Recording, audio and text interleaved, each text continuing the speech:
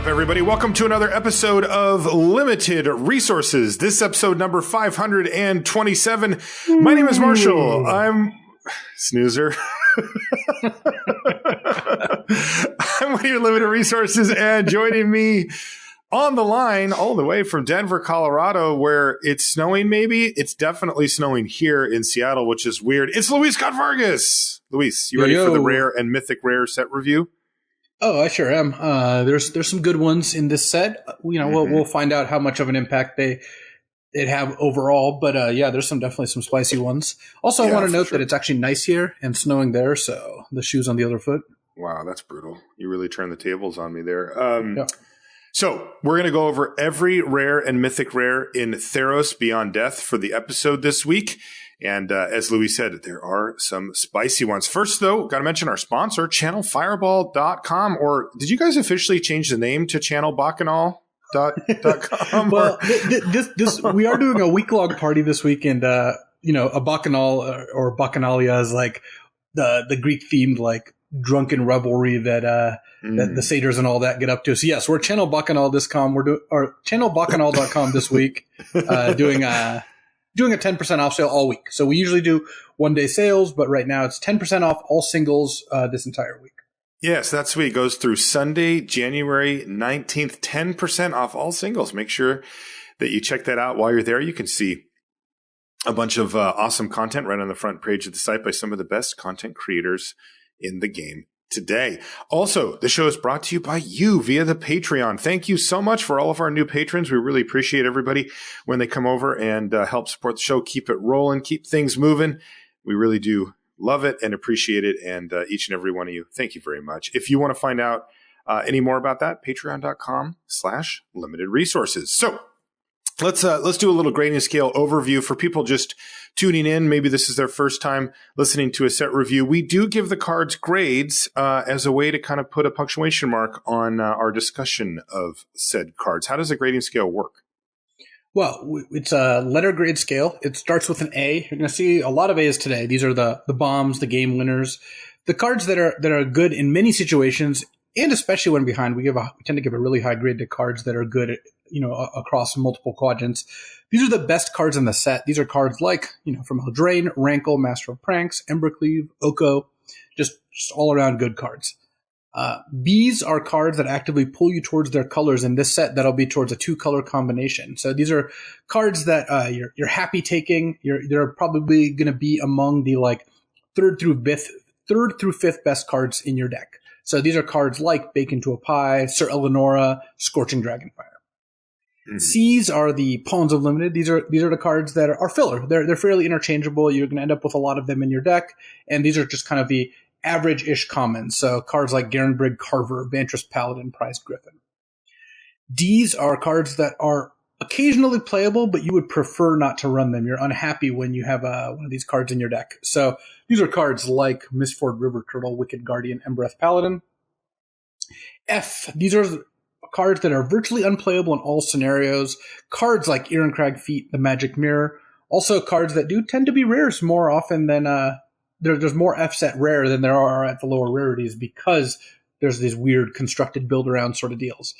And then 2 other categories. One, sideboard, which we're not going to see a ton of here because, again, rares don't tend to fall into this category. These are cards that you wouldn't main deck, but you'd want to sideboard in. In normal sets, that would be stuff like enchantment removal, though, of course, in Theros, that actually lends toward itself to main deck play. And then lastly, build around. You will see some rares in this category. These are cards that on their own don't do enough, but if you give them the proper support, they can be quite good. That's right. Occasionally you'll see some build arounds here at the Rare and Mythic Rare level. And sometimes they're really good ones too, as you might imagine. We're going to kick things off with white as our first color, and let's just get right into it. Luis, our first card is a rare. It's called Archon of Sun's Grace. It's 2 white for a 3/4 flying lifelink in. Pegasus creatures you control have lifelink. Pegasus Tribal, okay. And it has Constellation. Whenever an enchantment enters the battlefield under your control, you create a 2/2 white Pegasus creature token with flying. Dear God, man, that's a nice card. Wow. I would already have 3/4 flying lifelink for 4 at like B plus A minus level, and this one just gives you even more. Yeah, this is a straight up A. Archon of Sun's Grace gives you just a ton of power up front, a 3/4 flying lifelink, and then it can easily make 2 to 3 tokens over the course of the game. Sometimes you'll even have the ability to play this on turn 6 and play an enchantment creature right away and end up with a 2/2 flying. That's insane. That's just so good. Plus, when it's left over, or when this stays in play, they have lifelink too, which you don't even need to make this card awesome, but it's just a little bit of additional value. So, yeah, I think that Archon of Sun's Grace is just one of the best cards in the set. Easy A for Archon of Sun's Grace. Best Pegasus ever that's not actually a Pegasus. Next is Eidolon of Obstruction. It is 1 and a white for a 2/1 enchantment creature spirit at rare. It's got first strike. So, hey, I like a 2/1 first striker for 2 already. It also has an additional ability. Loyalty abilities of planeswalkers your opponents control cost 1 more to activate. So let's not beat around the bush here. That's going to come up very, very rarely in limited. So the question is, how good is a 2/1 first striking enchantment creature for 1 and a white? And the answer is good. I'd put that in my deck. Yeah, this is good. I mean, a 2/1 enchantment creature with first strike would already be good. And, well, actually, though, this is just exactly that, because the last ability is going to come up like maybe once in the format if you're lucky. Yeah. So, Still, I have this at C+ level, right? I mean, this is a good card. Like, it wears auras well. It triggers Constellation. It just got enough going on to be just fine, even if you don't care about the Planeswalker part. I agree. I think it is. I would give it a C+. Yes. All right, C+ for Eidolon of Obstruction. Next is Elspeth Conquers Death. Now, this is a saga, not a Planeswalker. This is a rare. 3 white. And this one has 3 chapters. On chapter 1, exile target permanent an opponent controls with converted mana cost 3 or greater. Nice. So 5 mana, you exile a permanent that's 3 or more, which is really great. I mean, that's everything you care about. You would play a sorcery that had that effect every time, because it exiles just about everything you care about, including enchantments, right? So you can exile a Dreadful Apathy on your own creature if they're tapped out.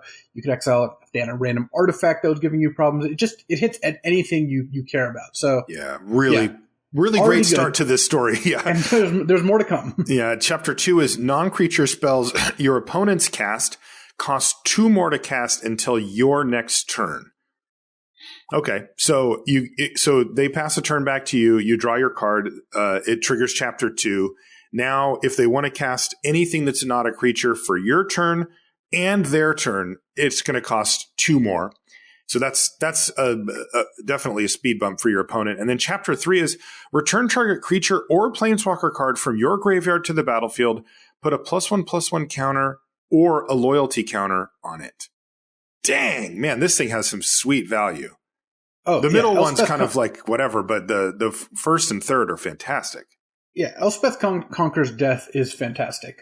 It's exactly where I would want to be, in my first pick, because just paying 5 mana for two effects that are basically worth 5 mana is awesome. Yeah, that's a great way to put that. Yeah, you're getting 9-10 mana worth out of this thing. Right. Yeah, I guess playing the 3rd chapter only, you wouldn't be super thrilled about it. 5 mana for a Zombify at ++1 is like, just okay. But stapled onto a premium removal spell, even if you have to wait 2 turns for it, I mean, I think this card's an A as well. Like, there's not much of a better way. Like, think about this. This is basically a giant Ravenous Chupacabra. It starts out by killing something and then turns into a big creature. So this is very, very good. It's really good. A for Elspeth Conquers Death. I would say you're getting 8 to 9 mana worth of card for 5 mana. Really great. Next is the Planeswalker, Elspeth Sun's Nemesis. She's back. 2 white for a 5 loyalty mythic legendary Planeswalker Elspeth. Her -1 is up to 2 target creatures you control each get +2/+1 until end of turn. And remember, she's coming in at 5 loyalty. Her -2, and yes, I did say that right. She's got 2 minus abilities, in fact, 3. Her second one is -2, create 2 1/1 white human soldier creature tokens. Okay, so she comes down, 5 loyalty, goes down to 3, and you get 2 1/1s. That's okay. And then her -3 is you gain 5 life. Now, she has an additional ability as well. She actually has Escape. So you can pay 4 white and exile 4 other cards from your graveyard to get her back onto the battlefield. So that kind of explains the downward trajectory, right? She's -1, -2, -3. You're kind of cashing in Elspeth for whatever you need on the board at the time, but then you can do it again later in the game. And what she does is you play her, probably make 2 tokens almost all the time, and then next turn you can use the buff ability and just start really pressuring the opponent. Or if you have a good squad already, you can just play her -1 and just really pressure them. Or if you're getting attacked, you can just play her and gain some life, like if they have a flyer out or something like that. This is a cool design. I really like this because if you're going to put Escape on a Planeswalker, boy, you better not have it have a plus ability. That is a great decision. Also, I think this is the first Planeswalker, with like a 3 loyalty walker that we've seen with all minus abilities. Kind of cool. We saw Sarkhan the Mad. Did he have that too? He had a 0 that could deal damage to him, and then like 2 minus abilities or something. Okay. Super cool though. Whatever. Elspeth is very cool, and the fact that she escapes means that your opponent's gonna have to deal with her multiple times. Yes. Like it's really really hard for them to beat Elspeth.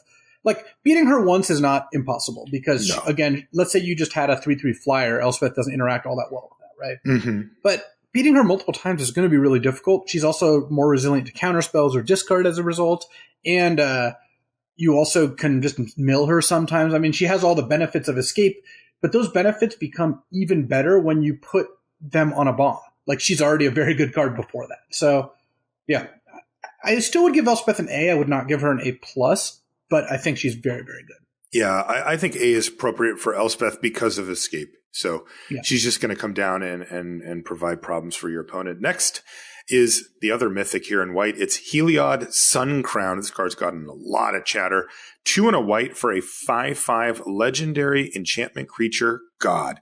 Now, these are a cycle. There's one for each color, and they have similar characteristics in that they're all legendary enchantment creature gods. They're all indestructible, and they all have a certain number of devotion that turns them into a creature. When they're on the battlefield, they're not actually a creature. They're just sort of like an enchantment only. Right. So this one, for example, says, as long as your devotion to white is less than 5, Heliod isn't a creature. So you're not getting a 5/5 for 3 mana on turn 3, but he can turn into a creature the next turn or the turn after, depending on how your mana symbols line up. Now, but of course, being an enchantment as well, they do have some abilities. So first is a static ability. Whenever you gain life, put a +1/+1 counter on target creature or enchantment you control.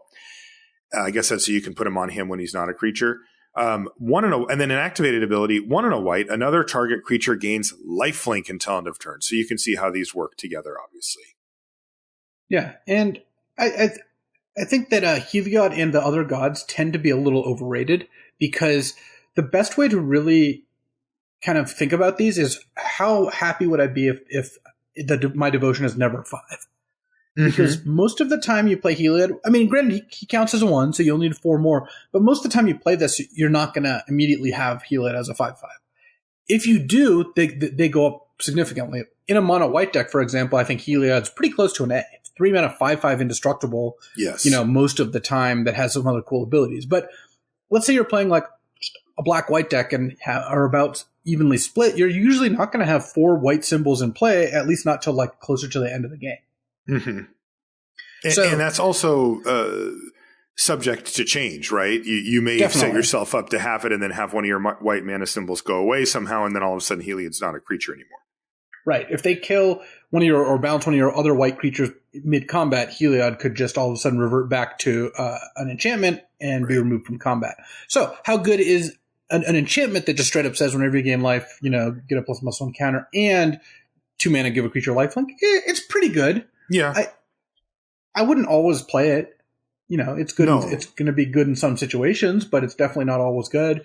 And Heliod is closer to that than the 3 mana 5/5. So I think Heliod is a good card and can lead to some pretty good situations. Imagine you have like even just a 2/2 flyer in play. If your turn 5 is play Heliod, make it lifelink, attack, now it's a 3/3. Like that by itself can already just start going, right? You just keep you just keep doing that, and then it's really hard to race. They're getting 3, then 4, and so on and so forth. But when you're dealing with a board where you don't have profitable attacks, or a close game where if you play this and use it, and then they bounce or kill whatever got lifelink, and you just wasted a whole turn, like that's not a great solution, or rather, that's not a great outcome. And rules question: if you give 2 creatures lifelink, it's still 1 instance of you gaining life now, right? No, that should be 2. I remember it working that way with Archangel of Dune. So, okay. So you can stack up multiple counters. Okay, via combat or whatever. Yeah. Yeah, I mean, my gut is that Heliod Suncrown ends up averaging out to be a B. Like a type of card that you're like, yep, that will draw me in that direction. And there is a mild build around element here where if you can kind of stack your deck, to be a 10 or 11 planes, Heliod's going to bump up a bit there too. Yep. Okay. What about Heliod's Intervention? So that's X white at instant speed. It's a rare. Choose one. Destroy X target artifacts and or enchantments. So X disenchants. Mm-hmm. Or target player gains twice X life. So all the interventions, there's one for each color pair here, mm-hmm. or each color rather, are an X spell that does 2 modes, one of X, one of double X. Mm-hmm. And I actually like Heliod's Intervention quite a bit. This looks to some degree like a sideboard card, but I don't think it is. I think I would just main deck Heliod's Intervention, and if my opponent has good targets, then you can just get a huge blowout where you're just like paying 4 mana to kill 2 things. Mm-hmm. At instant speed, wow. Or in worst case, you spend 5 or 6 mana and you just gain a boatload of life. But mostly you're going to be playing this for the disenchant mode. If you play against someone who doesn't have a lot of disenchants, then you might end up being in a spot where you a lot of enchantments, you mean? Yeah, if they don't have a lot of targets for the disenchant mode, You're going to want to sideboard this out. But I would definitely main deck it. I mean, it's actually early enough. I was watching the Theros release event on Twitch, and I saw Reed Duke, his opponent, cast this for 5 mana, kill 3 of his creatures. That's just a thing. That's just a thing that can happen, and it's just such a blowout when it does. So I like Heliod's Intervention at B+. I think this is a card. Most of the time you see this, you're going to take it. It's just such a blowout when it works. And at worst, 3 mana to kill something is not bad. Well, I guess worst is you're going to gain life against a control deck, but almost everyone's going to have targets. They're going to all have targets at some point. So if it's a control deck, you'll find one. I really like the way this looks. Yeah, same. B+ for Heliod's Intervention. Idyllic Tutor is next. This is a reprint. It's 2 and a white for a sorcery at rare. Search your library for an enchantment card, reveal it, put it into your hand, then shuffle your library. Yeah, I'm not a fan. I don't either. I never really am attracted to things like this. I guess the way we should frame this is that generally speaking, this is not the way to go, but where would it be the way to go? What kind of a card would you have to make it worth it? If you had Elspeth Conquers Death, would you put Idyllic Tutor in your deck? I mean, if I had Kiora Bests the Sea God, I would be tempted to. Okay. But you need to be up in the upper range. If you have an A to A+ enchantment, and Kiora Best the Sea God is a A++, no doubt. We're going to get to that one soon. Mm-hmm. Idyllic Tutor does get more appealing, but even then, adding 3 mana to the casting cost of a card is just not the way I want to go about things. Right. So, yeah, it does go up a little bit if you have different types of things to search up. Like if you could search up a big finisher like Kiora Best the Sea God, or an answer like Elspeth Conquers Death, the premium versions of those, but also if you had like a great threat. But boy, I got to say the baseline is really that tacking on 3 mana at sorcery speed is often just not worth it at all. Yeah, I'm not in a spot where I think that this is going to be almost ever playable. And even then, I'd have to have also maybe some cheap targeting cards too. Because imagine if you have some like Mire's Grasps or whatever, the -3/-3 enchantment. So this just turns into 5 mana bad removal.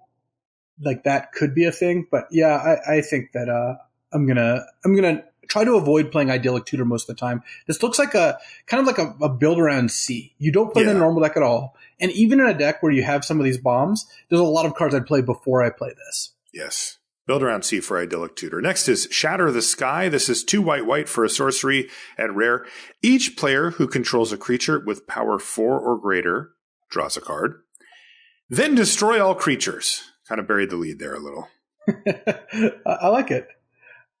It's So this is worse than just destroy all creatures, though, right? Yes, it is worse than Day of Judgment, right? 2 white, destroy all creatures, Wrath of God, whatever. Mm-hmm. But it's not enough worse that I think it's bad. Like, I think this card is still good, and it's not all downside either, because what you can do with this card is you can play one of your creatures that's big, like a 4/4, to hold off their stuff, and then when they play cards to get around that, you cast this, you get your card back. So it actually lets you overextend a little bit more than you would think.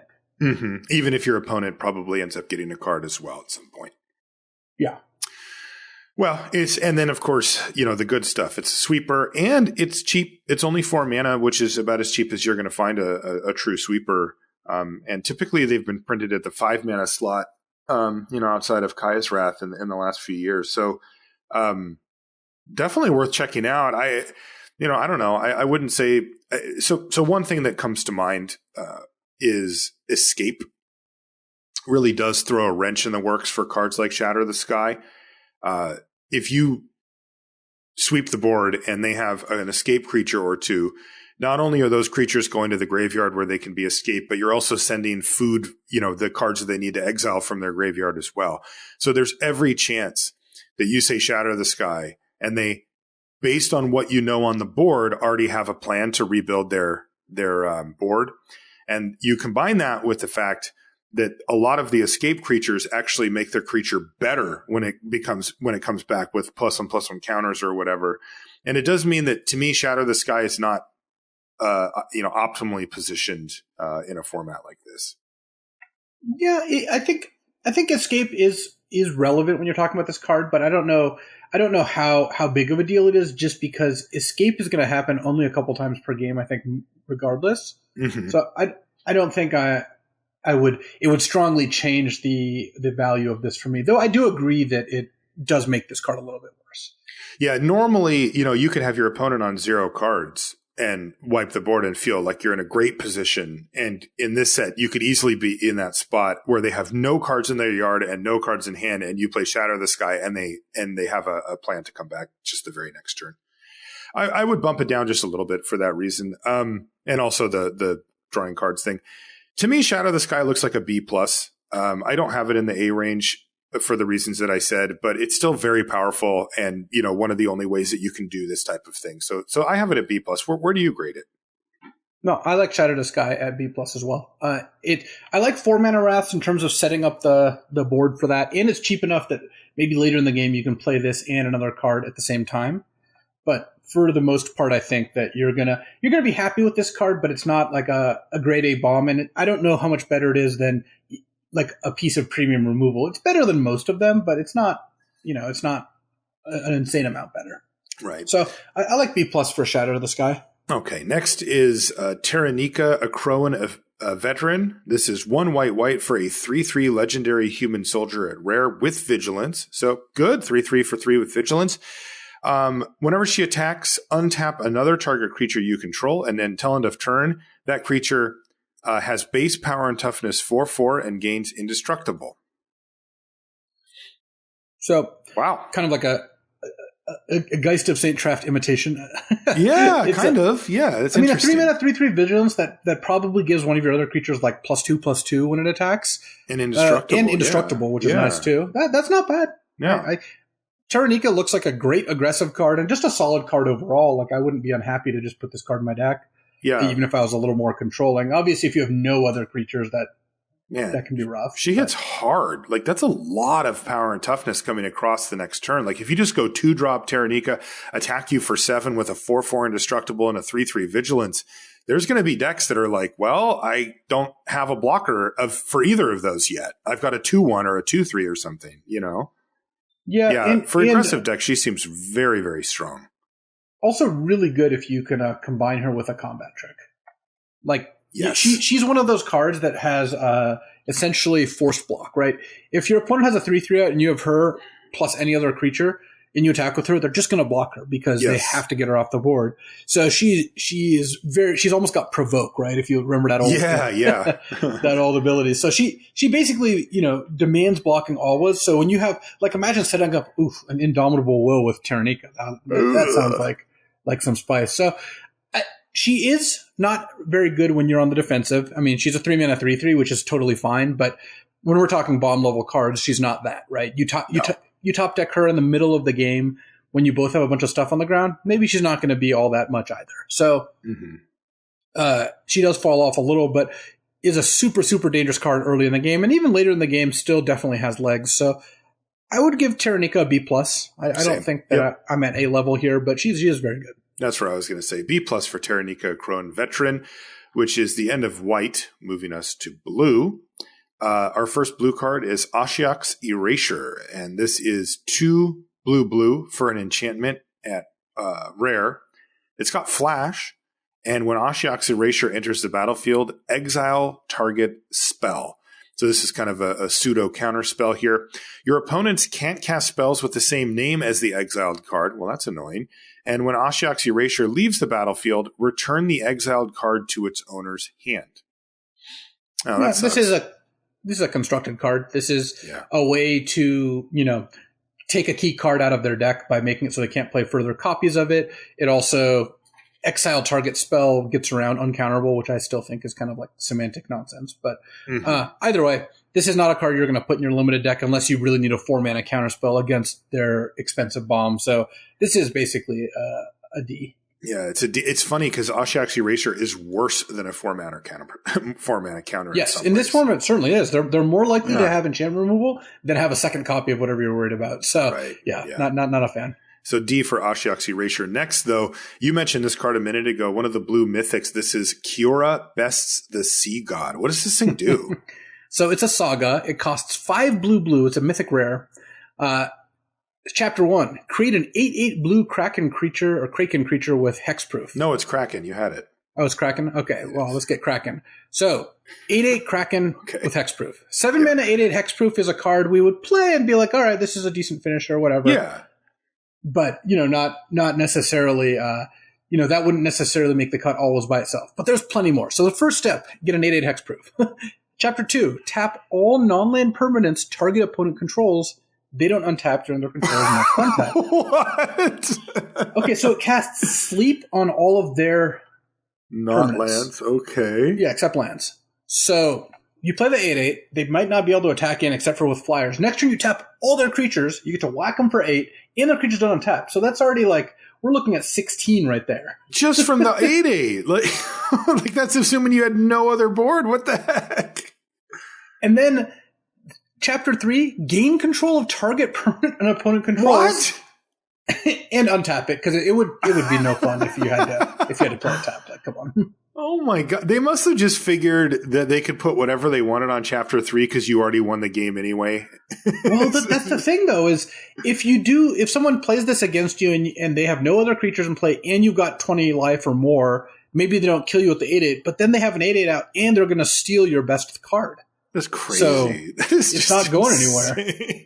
Yeah, so Kiora Best the Sea God is the best card in the set. If your opponent can live long enough to cast it, it's really hard to imagine them losing. And if you have this card, you really just want to build a deck that can cast it. Like you want to build a deck that has good control elements and and is able to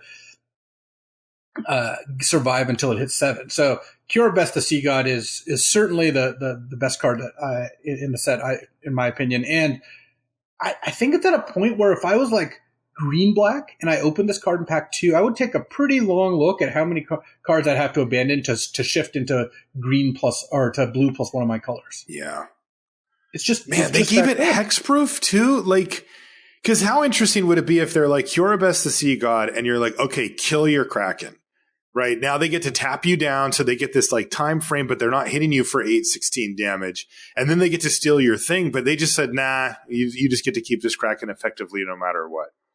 Well, whatever. There's just no downside. If they have enchantment removal, then you end up with an 8/8 hexproof. Right. So if they survive the hits, you get to steal something. If they have an edict to kill the Kraken, you eventually are stealing something and locking them down for 2 turns so they can't even attack you. Yeah. Absurd. I mean, this is an A+. So A+ for Kiora Best the Sea God. Wow, she really dunked on the Sea God too. I mean, that's insane. Or any potential opponents. Look at this thing. Yeah, it's absurd. Next is Nadir Kraken, and this is 1 blue for a 2/3 Kraken at rare. Humble beginnings, but it gets better. Whenever you draw a card, you may pay 1 mana. If you do, put a +1/+1 counter on Nadir Kraken and create a 1/1 blue tentacle creature token. You just get to do this every time you draw a card. So every turn you pay 1 mana, it gets bigger and it makes 1/1s. That's just absurd. So you're getting 2/2 worth of stats, and you're actually splitting them up nicely. Where if this gets killed, you end up with a couple tokens, but it's not all tokens. So this also is going to end up as like a 5/6 or something, or a 6/7. This is also if you end up combining with other card draw, this card can even go off, but you don't even need to do that. Just by itself, it's great. That's insane. This to me is kind of a classic like mini game card where like it hits the battlefield and it's all that matters. Like your opponent either has an answer for it or has to now try to race it or do some weird, backflips to get around Nadir Kraken. Because if it just sits there, it will win the game on its own. Yeah. Wow. That's an A. That's like the easiest A. It's just a cheap must kill, and it's also can dominate the splashable game at any point. God, and can you imagine on turn? It's not splashable. I'm sorry, it's 1 blue. Turn 3, just play this thing like your opponent's looking at their hand. If they don't have removal right away, they're just going to get ran over by it. Yeah. All right. Everything's splashable if you believe. Yeah. That's some solid advice. Protean Thaumaturge. This is 1 and a blue for a 1/1 human wizard at rare. It's got Constellation. Whenever an enchantment enters the battlefield under your control, you may have Protean Thaumaturge become a copy of another target creature, except it has this ability. I'm sure that there's something that some clever person can do, but I think it feels like game in and game out. I don't know that I want to go for this necessarily. I guess if I can trigger it, it's probably fine, but otherwise it's a 1/1 for 2, which is pretty bad. I like this card a lot. I think it's very good. Okay, so what's your use case for it? Just it becomes a copy of whatever the best thing is, and you can trigger it easy enough? It's just, because it's not like some we've seen a lot of different like clone effects over the years. Mm-hmm. This one doesn't last until end of turn. It's forever until you decide to change it because it keeps the ability. Okay. And that's a pretty big advantage because what it means is at any point, you're likely to have either the best or tied for the best creature in play. Because, like, you play this, and then at some point, they play something good. You're like, all right, play one of my enchantments, like an Omen of the Sea or something, and then copy it.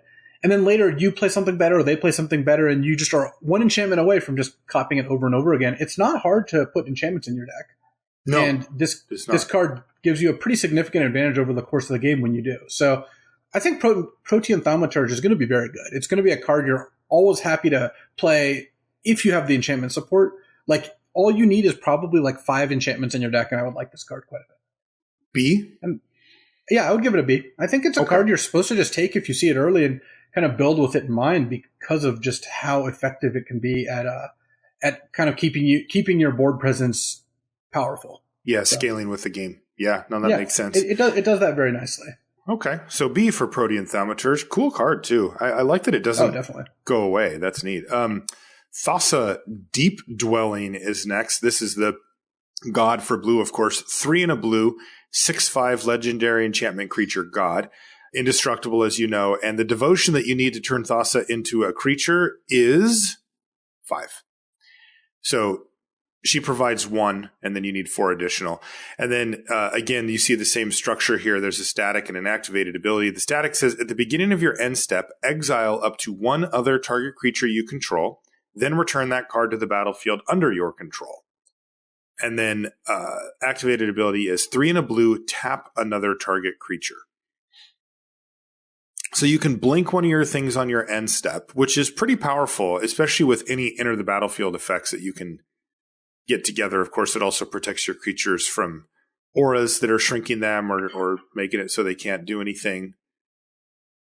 It also triggers Constellation if it happens to be an enchantment creature or something like that. And you can also just not do it. Yeah. And then you could pay a lot of mana to tap down opposing creatures, but that's actually probably fine, right? I mean, so the way I think you'd want to evaluate Thassa, there's like 2 main reasons you would put Thassa in your deck. One is you're mono blue and you're very good at triggering her devotion, in which case she's a slam dunk. 4 mana, 6/5 indestructible. no other text. You're always just going to be like, yep, we did it. Mm-hmm. The other is you have a lot of good bounce effects or ETB effects, constellation type effects, that sort of thing that you want to get going. And in that case, Thassa can be pretty strong. Imagine you play, something with a decent effect on turn 3. Turn 4, you play Thassa, you flicker. Next turn, you play something else, and you can keep going with that. The tap ability is not a reason to put Thassa in your deck, but it's a good way to make her relevant later in the game. So okay, I like what this card does overall. One cool Mondo combo is if you use Portent of Betrayal or any like temporary steal effects, and then blink that creature, you get to keep it. Oh, really? It comes back under your control. That's dirty. Yeah, that's pretty sweet. So that's mean. Yeah, I like it. I think that is actually a pretty relevant interaction there. Okay, so. That's cool. That's really cool. This card seems really good to me. I'm tempted to give Thassa Deep Dwelling like an A-. I would probably have her at B+ just because of the setup. The average blue deck, I don't think you can just throw Thassa in there and be like, yeah, we did it.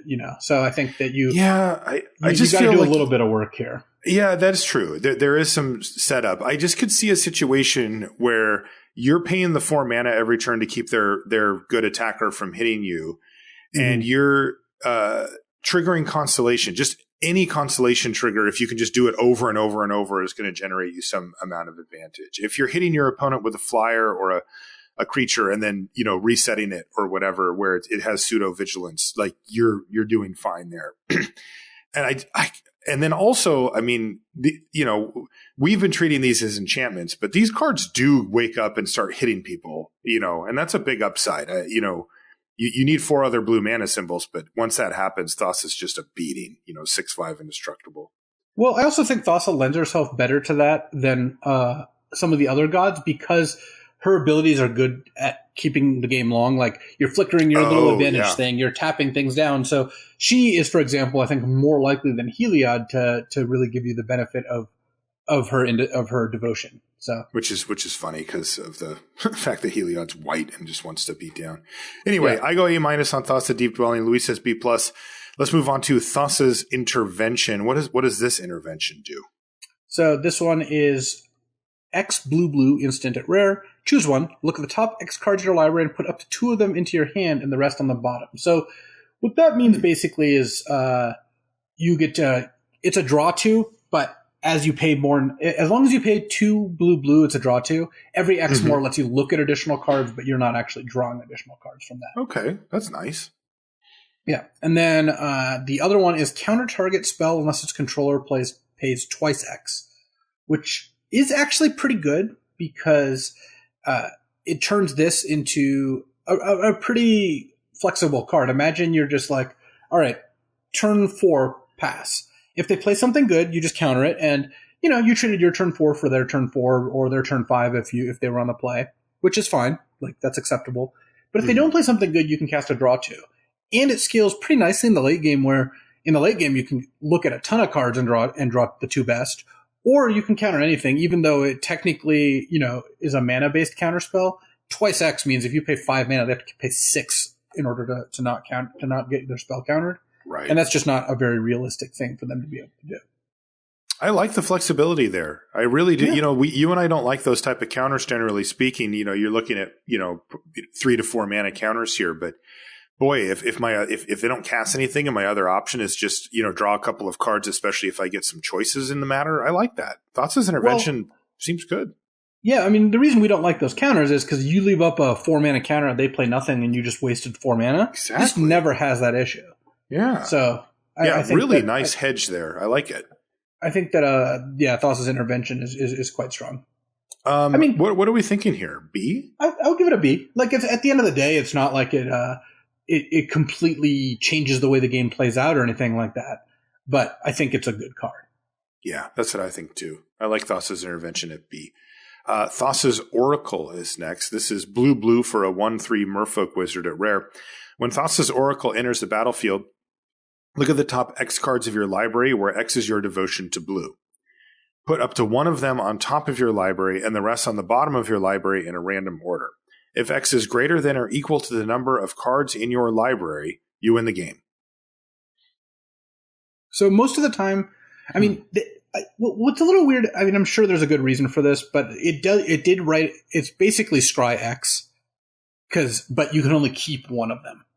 So you look at two cards and you can put up to one on top and the rest on the bottom. So you're always putting everything on the bottom except 0 or 1 card. So if you look at 2, you can keep 1 or 0. You can't keep both, though. It doesn't let you do that. Not a big deal. It's essentially Scry X. Okay. And X is your devotion to blue, so two to start with from Thassa's 2 to start Oracle. with, and it could scale up. So it's funny. I think this card is basically just like a kind of a little Omen Speaker type imitation card. But then later in the game, it could be a win condition, especially with Sweet Oblivion. That's the escape mill card. Yeah. Where if you just keep milling yourself with that and then playing this, that actually could win the game, because you just have to get yourself down to 0 or 1 cards, or fewer cards, or more cards rather, if you have more devotion.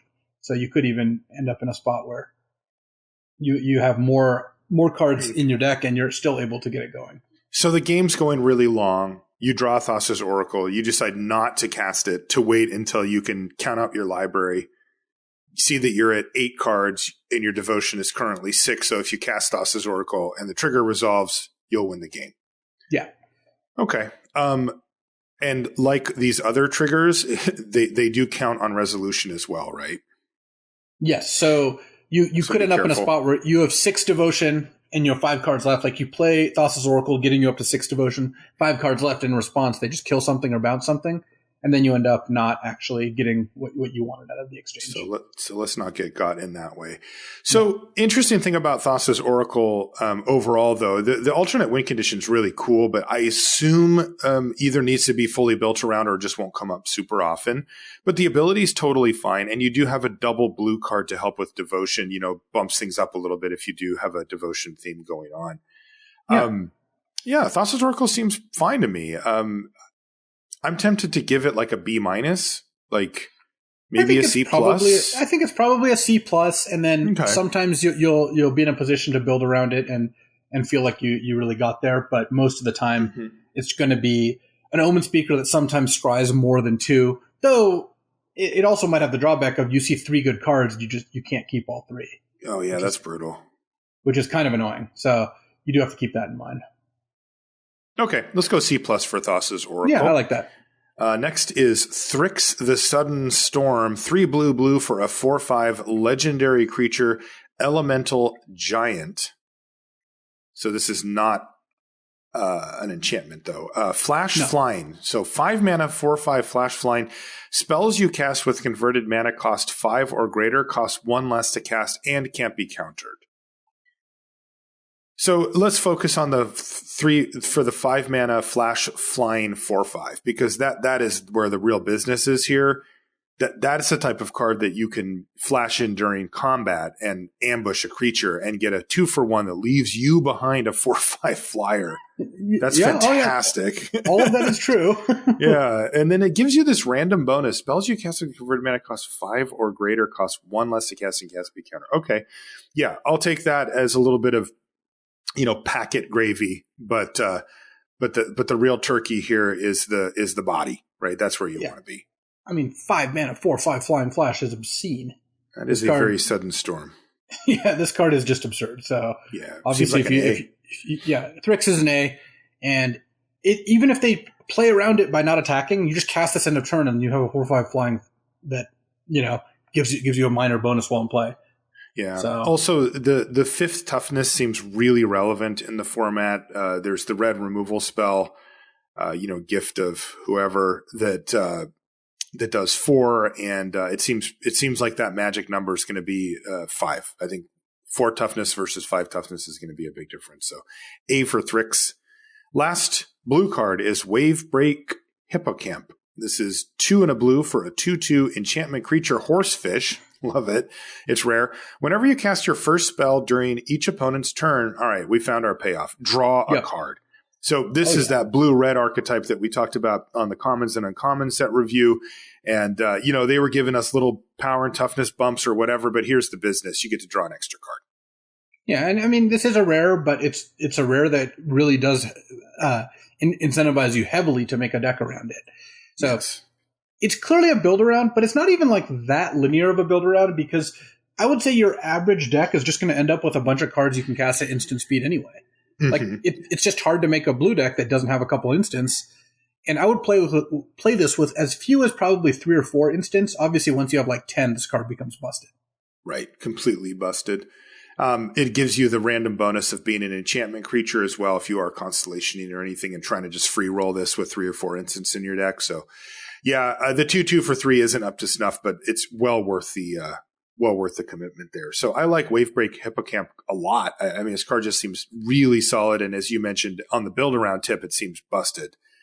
I would probably take it at like a B+ level. I would probably look at this card and be like, I really want to get this, and I want to try to put as many instants and flash stuff in my deck as I can. Yeah, I think Wavebreak Hippocamp is looks to me like a B+, but I think if you open this early, I would. It seems like a great card to build around, and if you open this late and you're already in this deck, it might even be better because you'll even know at that point. That's just that's where you laugh and everybody goes, "Oh, he got something good." So yeah, I like Wavebreak Hippocamp at B+. It could perform better. There's decks where this card's an A. Definitely. That does it for blue. So let's move on to black, where we've got Ephemia the Cacophony, and this is what is that for? That's a cacophony. Okay, fine. Ephemia the I'm like, did I say this is it responsible? wrong? This is no. Cacophony is displeasing sounds.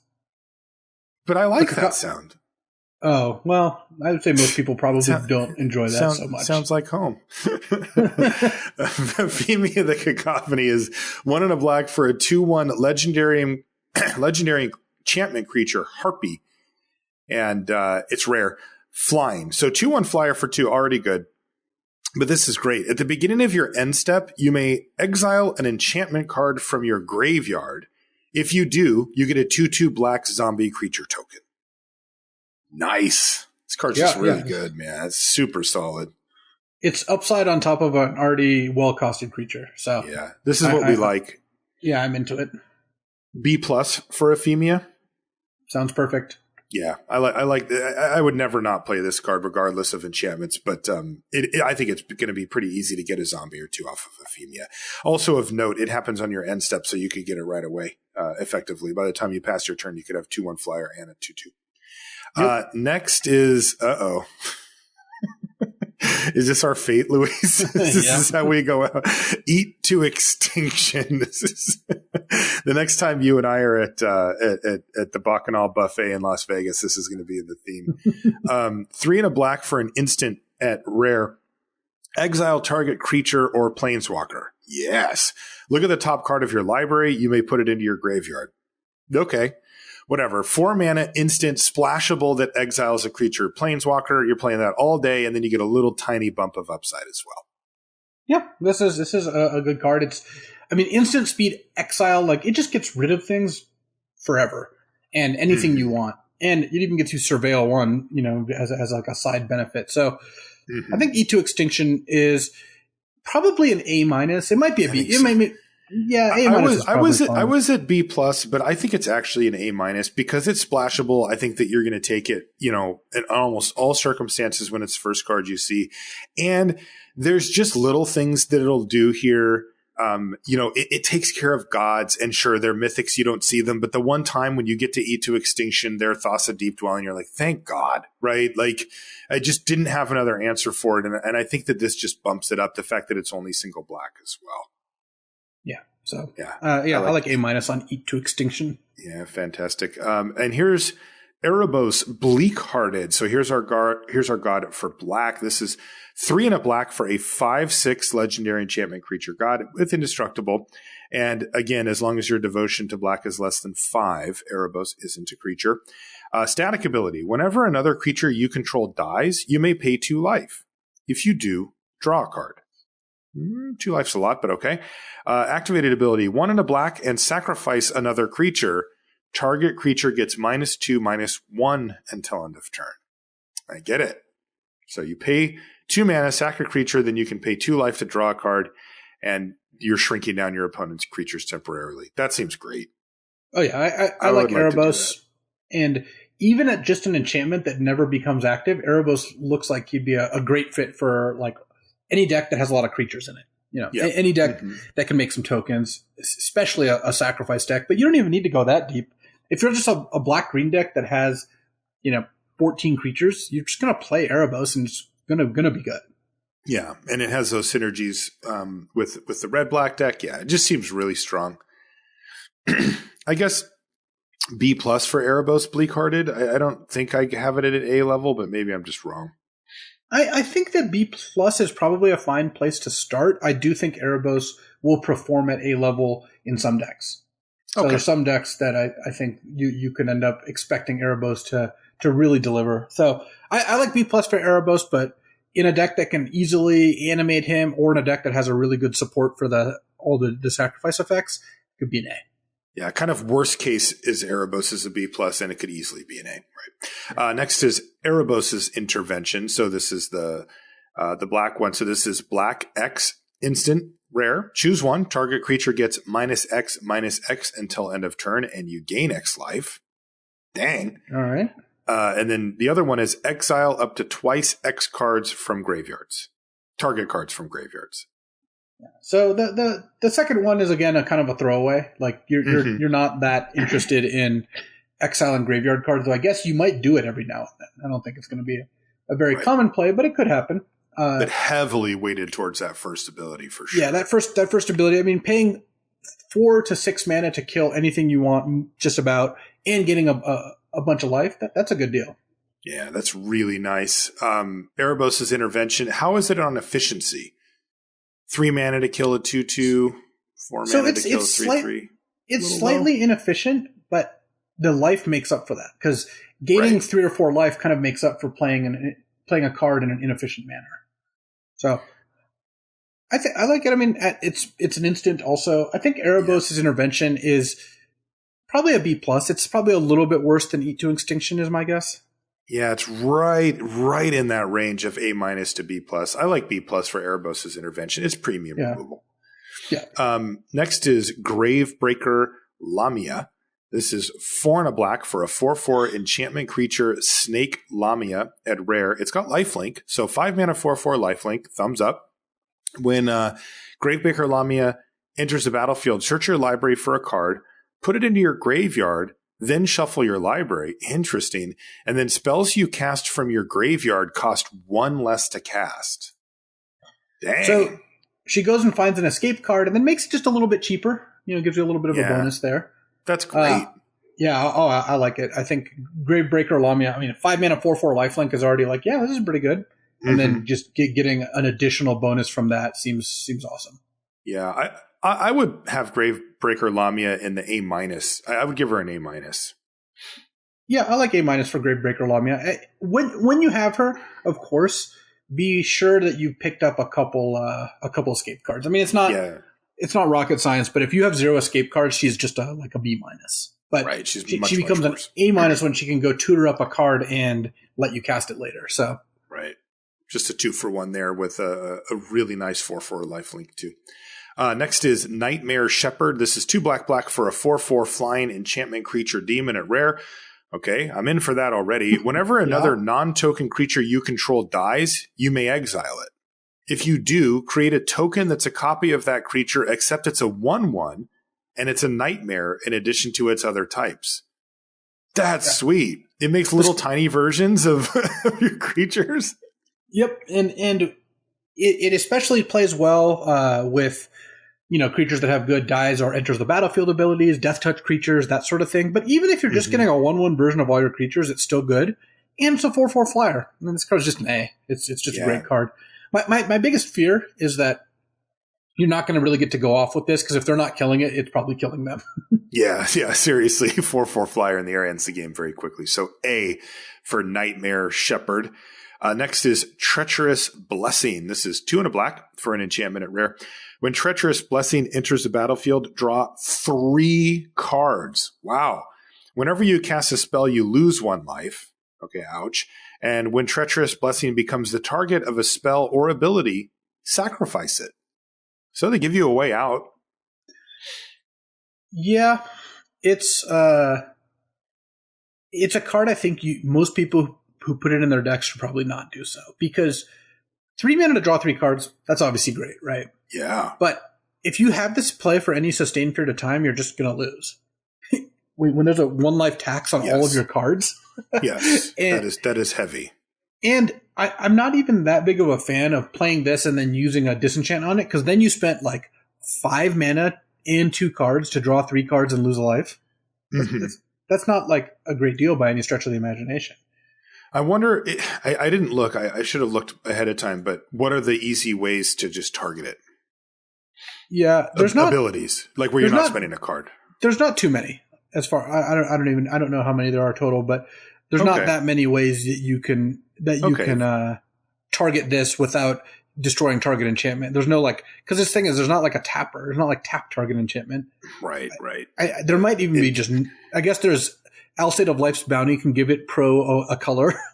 There you go, and destroy it. So that then leads my brain to, I want to sacrifice this. Yeah, I want to play this in the deck that can sacrifice this and get it off the battlefield. Yeah, that I think insane, is the most profitable way to go. Yeah, because then you can do it for value. Like your 3 for 1 gets you value. Like that's just absurd. So yeah, Treacherous Blessing. If you do not have a way to get rid of it, I don't think you can really play it. It's just you're just not going to be able to win the game. This is a build around B where if you have good ways to get rid of it, like you're in the red-black sack deck and a lot of those cards can sacrifice enchantments, then I think that you're gonna be happy playing this card. But outside of that, just really don't play it. Don't play this unless you have the actual setup to be able to do so, because otherwise you're going to run into an issue. And the issue being it's going to kill you. It's going to kill you. One exception to this, by the way, if you're a very aggressive deck and you play against a control deck, I would side this in. But I think even aggressive decks can't afford to just have this in their deck to begin with. Like, I don't think that limited games are such. I really don't think so. What if you play against another aggro deck? This card's a blank. No, it's true. If you're in a race, you're pretty dead. Even against a mid-range deck, some games the aggro decks just have to play on the defensive. That's right. If you end up with like mega aggro, I guess I could see it. But for the most part, I think Treacherous Blessing is a card. If you work for it, it'll give you some good value. But it does take actual work to get there. Yeah, I want to be in red-black sacrifice and then pick up a Treacherous Blessing. Yeah. The next card is Timuret Calls the Dead. Hello? Can you hear me now? 2 and a black. This is a saga. It's rare. Chapters 1 and 2 are the same. Put the top 3 cards of your library into your graveyard. Then you may exile a creature or enchantment card from your graveyard. If you do, create a 2/2 black zombie creature token. So in most scenarios, it will be 3 mana, make a 2/2. Then on the next turn, you get another 2/2. And then the third chapter is you gain X life and scry X, where X is the number of zombies you control.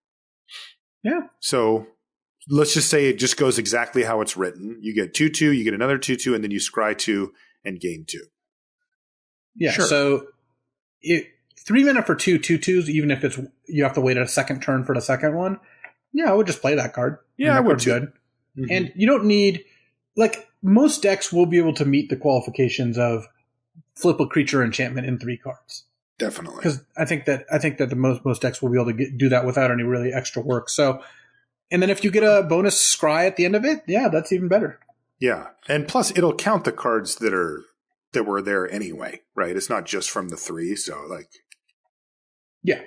Right, like if you just have 2 creatures in your yard and you play this and you go land, then you're guaranteed to be able to get full value from this. Yes. Yeah, this seems solid to me. Timuret Calls the Dead just seems like I would put this in any black deck. I just would always run this basically. Yeah, that looks like a B to me. B, yeah, just looks like a B. And next is Woe Strider. This is 2 and a black. Whoa, for a 3/2, it's a horror. And it is rare. When Woe Strider enters the battlefield, create an 0/1 white goat creature token. So you're getting a 3/2 and an 0/1. That's nice for 3 mana. Make a John Finkel token. There you go. Sacrifice another creature. Scry 1. Okay. And by the way, of note here, that is a free sacrifice. Like that is no mana. So we have in that deck, that's kind of what we wanted this whole time. And the Woe Strider brings that. It's also got escape. You can pay 3 black and exile 4 other cards to escape it. And it has another ability. It escapes with 2 +1/+1 counters on it. Wow. So this card is a lot. It's 3 mana for a 3/2 with a 0/1 that you can eat that creature to scry 1. You can eat anything else to scry 1 also. It's a sack outlet that costs 0 mana to use, which is always nice. And then it comes back as a 5/4 that also brings another goat to the battlefield. Yeah, this card's great. It's really good. Really hard to imagine not wanting to play Woe Strider in any deck, and it's very good in a sacrifice deck. Yeah, I like it at B+ baseline, and it's probably an A in the sacrifice deck. The no mana cost sacrifice is just so critical to so many of the interactions that you have there. Yeah, I'm kind of leaning towards A- just because it's just such an efficient card. You're really never going to be unhappy with playing this card. So I think Woe Strider is an A-. All right, A- for Woe Strider. Great card. That brings us to red. Our first card is called The Akroan War, and it's a saga. It's 3 and a red. Chapter 1 is gain control of target creature for as long as the Akroan War remains on the battlefield. Chapter 2 is until your next turn, creatures your opponents control attack each combat if able. Oh, that's just mean. And Chapter 3 is each tapped creature deals damage to itself equal to its power. This card's a really cool story. You steal something, cool. They all attack you, and then everyone who's fighting ends up taking a bunch of damage. That is funny. You play this, you steal their creature. Next turn, you untap, it goes to 2. You can then use their creature to block one of their other attacking creatures. And then next turn, it goes to 3. And so basically, what you want to do with the stolen creature is either block and trade for something that's attacking you, or attack. I guess attacking wouldn't help because you're going to untap before the Akroan War. So yeah, you're mostly going to want to try to trade off that creature you stole because this is going to go away in 2 turns. Mm-hmm. Yeah, the third chapter is the most interesting one. Each tapped creature, so anything that your opponent attacked with kills itself. Yeah. And that is affected by chapter 2, right? Like they must attack with all of them? Yep. Yeah, so that's amazing. Unless they just play. If you play this and then it goes to chapter 2 and then they play a creature, they don't have to attack with that because it can't attack. Right. But anything else that they hadn't played beforehand, has to attack, and you can either make favorable blocks, you can trade off the creature you stole, or you can just take a bunch of damage, and then next turn the Akroan War will have all those creatures hit themselves. So, yes. Yeah, I think this seems quite good. Really good. Yeah, it seems super powerful. Even if you have nothing, you get to steal one of their creatures and then use that creature to block with, or otherwise like keep your life total high. And then if you can survive long enough that the last mode goes off, it can whack their creatures nicely.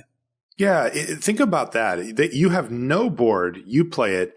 You steal one of their creatures. They attack you with all of theirs. You trade off. So now 2 of their creatures are dead. And then any other creatures that happen to attack on that turn, that had to attack on that turn, also die. Like you could be way ahead. I mean, even just them trading, you traded off one of their creatures for another one of their creatures is already super strong. So this does look a little finicky, but the power level is just off the charts if it goes right.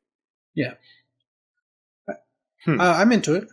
Yeah, me too. I think it's a B. Plus? B? Okay, B. I think it's a B. I think there are times when this could go wrong, like where they don't have enough creatures or the right creatures for you really to take advantage of it.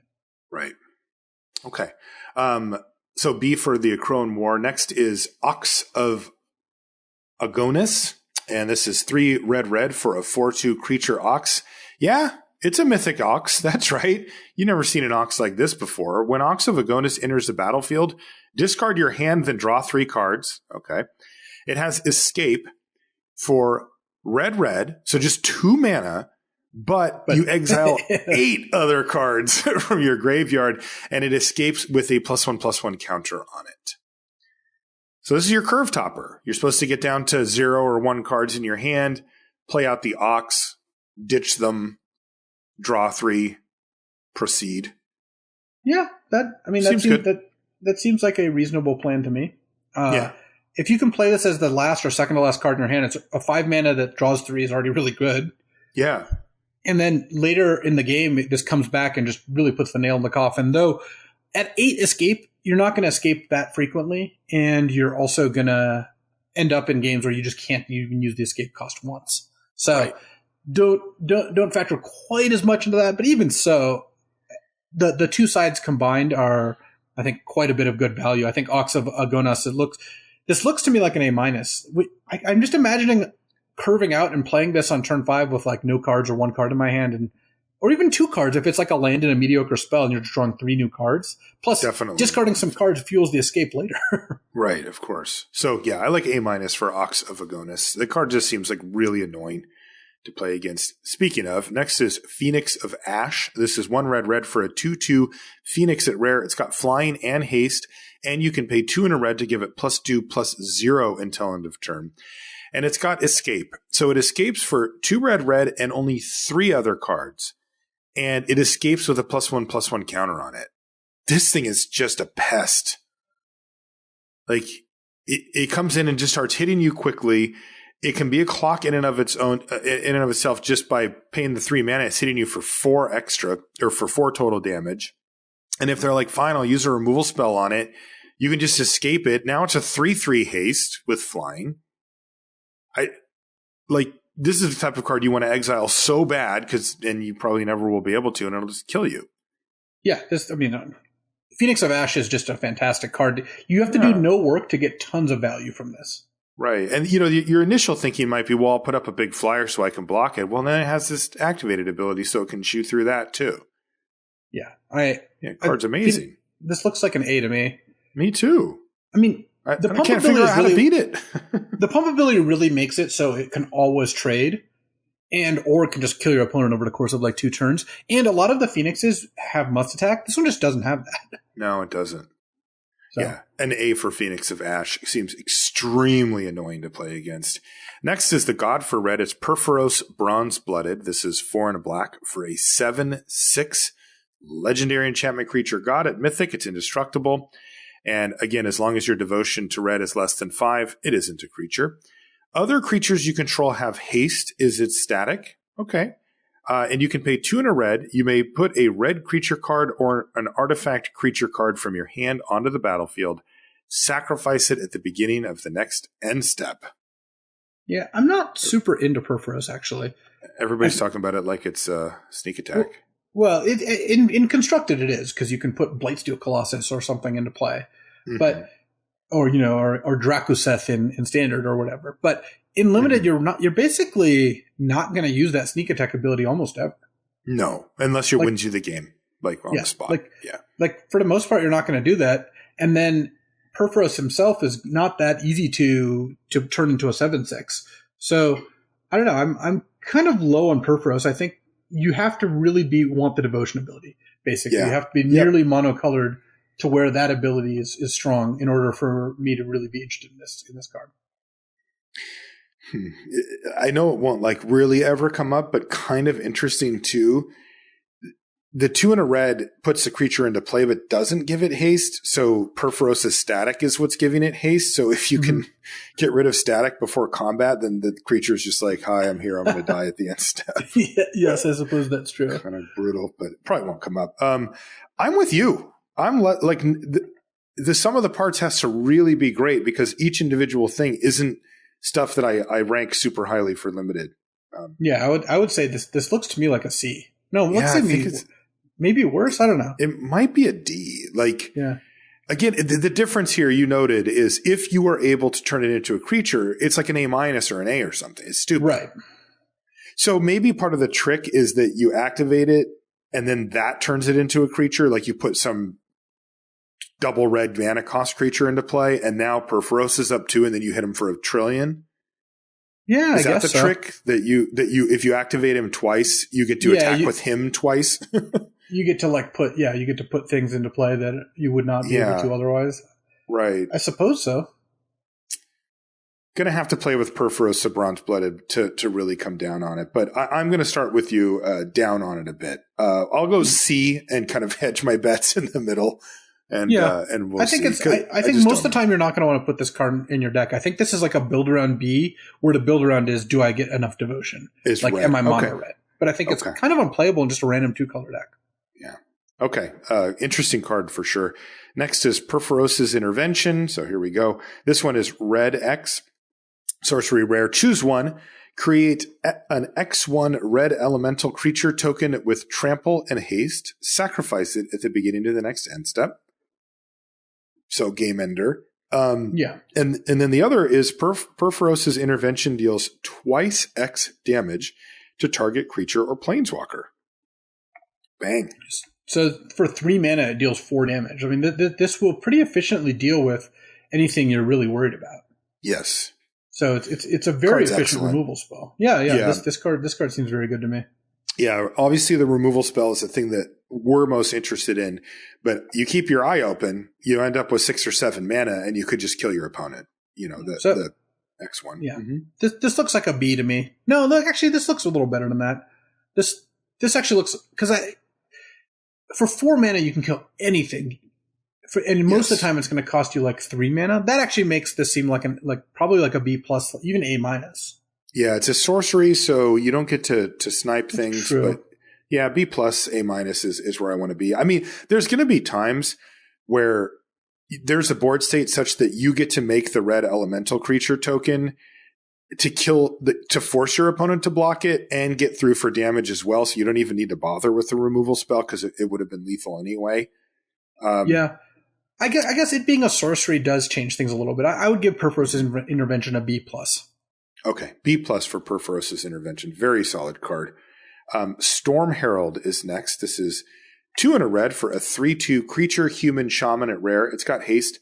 When Storm Herald enters the battlefield, return any number of aura cards from your graveyard to the battlefield attached to creatures you control. Exile those auras at the beginning of your next end step. If those auras would leave the battlefield, exile them instead of putting them anywhere else. So you play this, it's a 3/2 haste, which is already, that's actually not terrible. No, it's not terrible. And then it puts a bunch of your auras on to all your creatures. You can put them on wherever, but then the auras only last until end of turn. I don't know. It's only creatures you control. You can't really go off with this and a bunch of Myers Grasps. That would be sweet. Right. You can't lock down your opponent's stuff. I don't know. This seems like some, crazy kind of, somebody's going to send us screenshots with absurd, huge graveyards and all these auras coming back, but they come back for one shot. Yeah. Storm Herald. I mean, if I have it on turn 3 and my opponent doesn't have a good block, I just want to play it. I don't want to wait till turn 9 where I have a bunch of stuff in the yard, but I'm not going to punish it for that. I mean, just about any red deck wants 3 mana, 3/2 haste. That's just a good card. Yeah, it's just a good card. I don't know how often probably a C plus or a B minus. Yeah, I don't know how often the aura thing really helps. Right. You have to kind of win that turn or have a big turn off of that. I'm just going to go C plus on Storm Herald. I'm sure you can build around it a little bit, but come on, you're going to build a bunch of auras into your deck so that you can get them in the graveyard for your one shot with Storm Herald? That just seems like a stretch to me. But I do want to see those screenshots. Next is Storm's Wrath. That's 2 red for a sorcery at rare. Storm's Wrath deals 4 damage to each creature and each planeswalker. Dang. I like it. I mean, it's good. It has the drawback of you spend a bunch of time setting up a Wrath, and then they play something that has 5 toughness, and you're just going to feel really dumb. Yes. But and that is a big downside in a set where auras are a key focus and a bunch of them buff your toughness. Yeah. But I think if you can set this up, a lot of the times it will end up working out pretty well for you. So I think that this is a little bit of a mismatch for some red decks, because some red decks are just not going to be into they don't want to kill all mass their removal creatures. spells because they don't want to play out the first few turns like that. But I think enough decks are going to be controlling. Like, imagine this in like the Flash deck, right?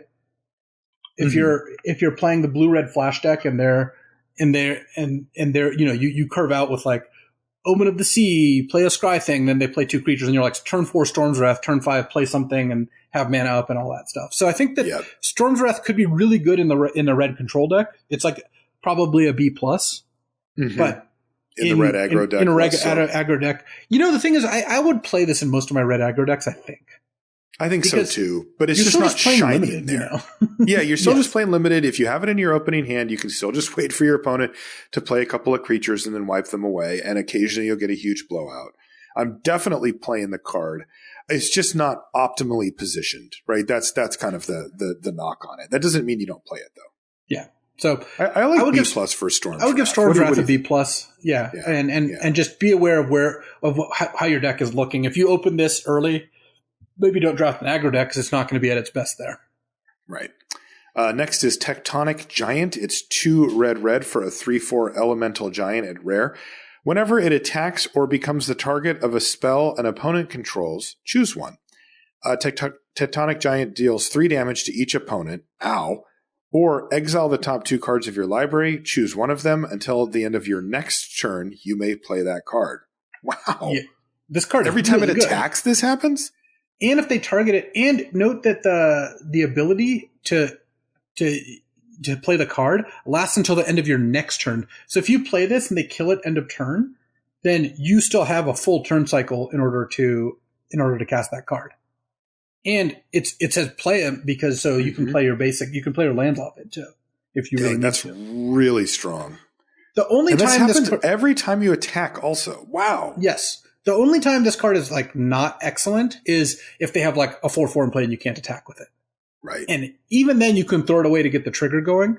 But if they target this card, it just punishes them. If they don't have good blockers, it punishes them. If you have a combat trick, it really punishes them. Like imagine they have a 4/4, you attack, they have to block. You're like, all right, play my combat trick. And then they're like, aha, I have an instant. And you're like, okay, it gets a trigger. So you're down a giant and a combat trick and up 2 triggers, which is already a break even. They're down a card.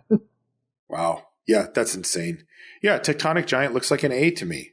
This is an A. That's just awesome card. Super powerful. Last red card is called Underworld Breach. It's 1 and a red for an enchantment at rare. Each non-land card in your graveyard has Escape.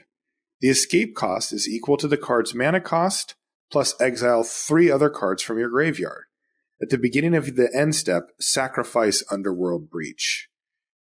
You get a 1-turn window to try to escape as much stuff from your graveyard as possible.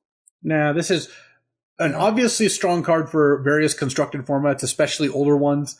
Not a card I'm really all that optimistic about in limited. Looks fun to try to build around this, but for this to be good, you have to play this, have enough mana to play a card and escape that card, and to really get actual value, have enough mana to then play and escape another card.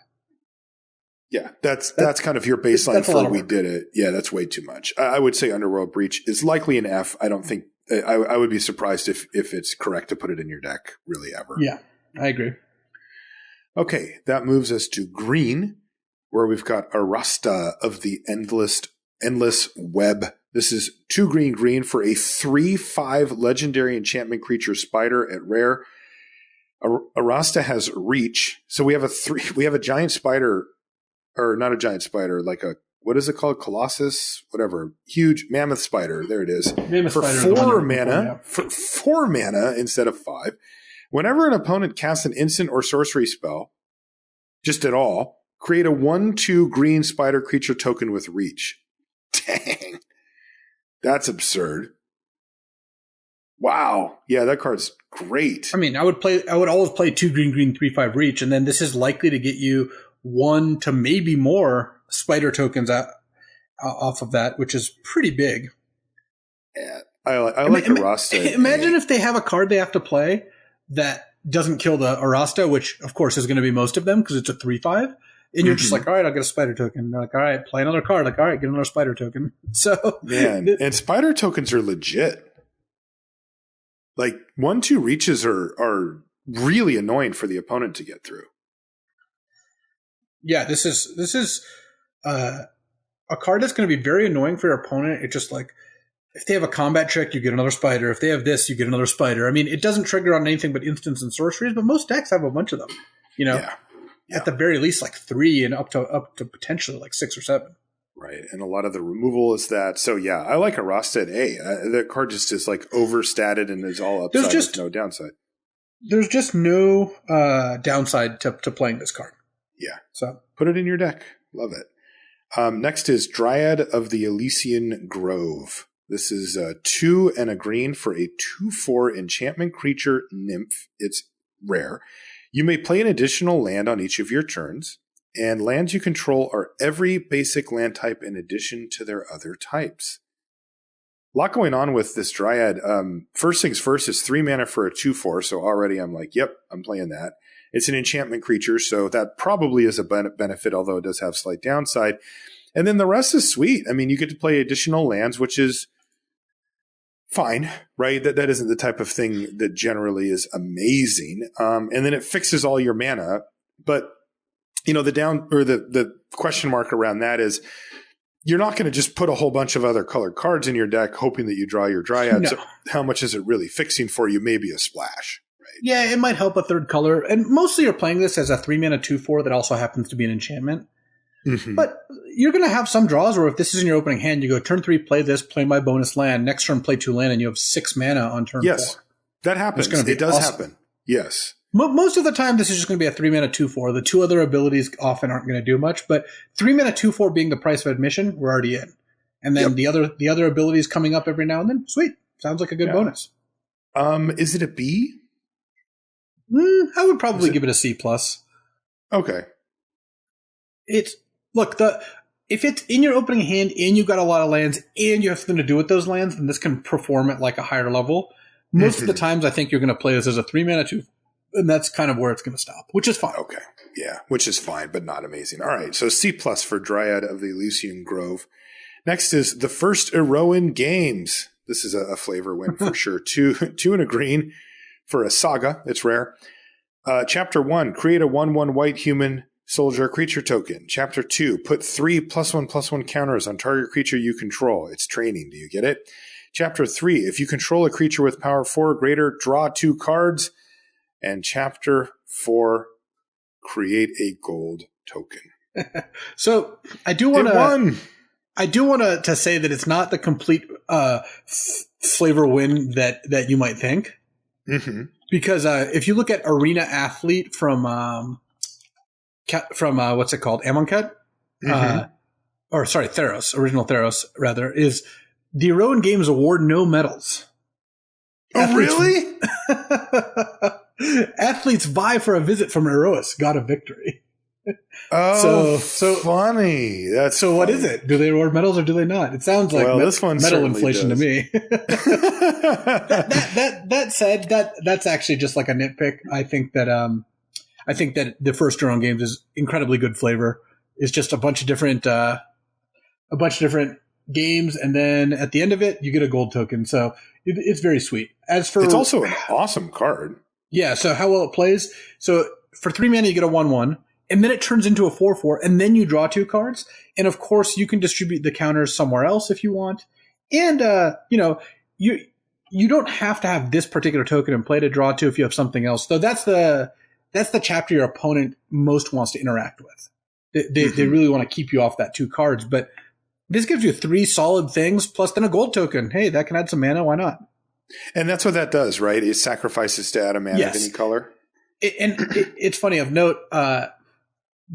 Unlike a treasure token, you don't have to tap gold tokens. So if you have an effect that needs to tap something, I guess you could use this and then tap it. It's kind of a weird little rulesy thing that I do think prevented gold tokens from being in standard when Improvise was in standard, because that would let you tap them to reduce the cost and then also sack to reduce the cost, which is nonsense. So double trouble, yeah. Yeah. Well, I like the first Eroan Games a lot, especially if you get all the things. And as you mentioned, it isn't required that the 1/1 white human soldier creature token is the thing that gets targeted or triggers all this stuff. So yeah, I like it. I'm at least in the B range for it. I probably would give it a B. I would B for this. If your opponent has a removal spell to kill or a bounce spell even, whatever gets the 3 tokens, and then you don't get the 2 cards, like they kind of undid all the damage this card did, or at least a lot of it. Yeah, then it ends up being you get a 1/1 and a gold, which is not great. So yeah, you do really need to. The key payoff is when you get the 3 +1/+1 counters on Chapter 2, and then going to Chapter 3 where you get the 2 cards, because that's the meat of it. That's the good stuff. So I like B for the first Eroan Games. Yes. Yeah, cool me too. Although, yeah, now I'm like scowling at this whole gold thing. Yeah. Mantle of the Wolf is next. I do think it was green. correct to make that flavor still exist because it's just such good flavor, even if it's inconsistent with the flavor text of one card from 6 years ago. Yeah. Mantle of the Wolf is next. It's 3 and a green for an enchantment aura. It's rare. It enchants a creature. The creature gets +4/+4.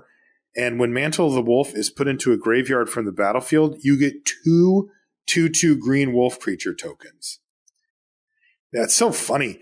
Like the swing difference between landing Mantle of the Wolf on your creature or having it get killed or bounce from underneath it is so big. Oh yeah, because it hits. It's amazing. I have +4/+4, and the way we like to describe this is it's kind of like haste, right? Like that 4/4 gets haste, whatever you add it onto, because it usually will have no summoning sickness, and then you're kind of protected because as long as the creature dies, well, that means that the aura is going to the battlefield too, and you'll get your 2 wolves.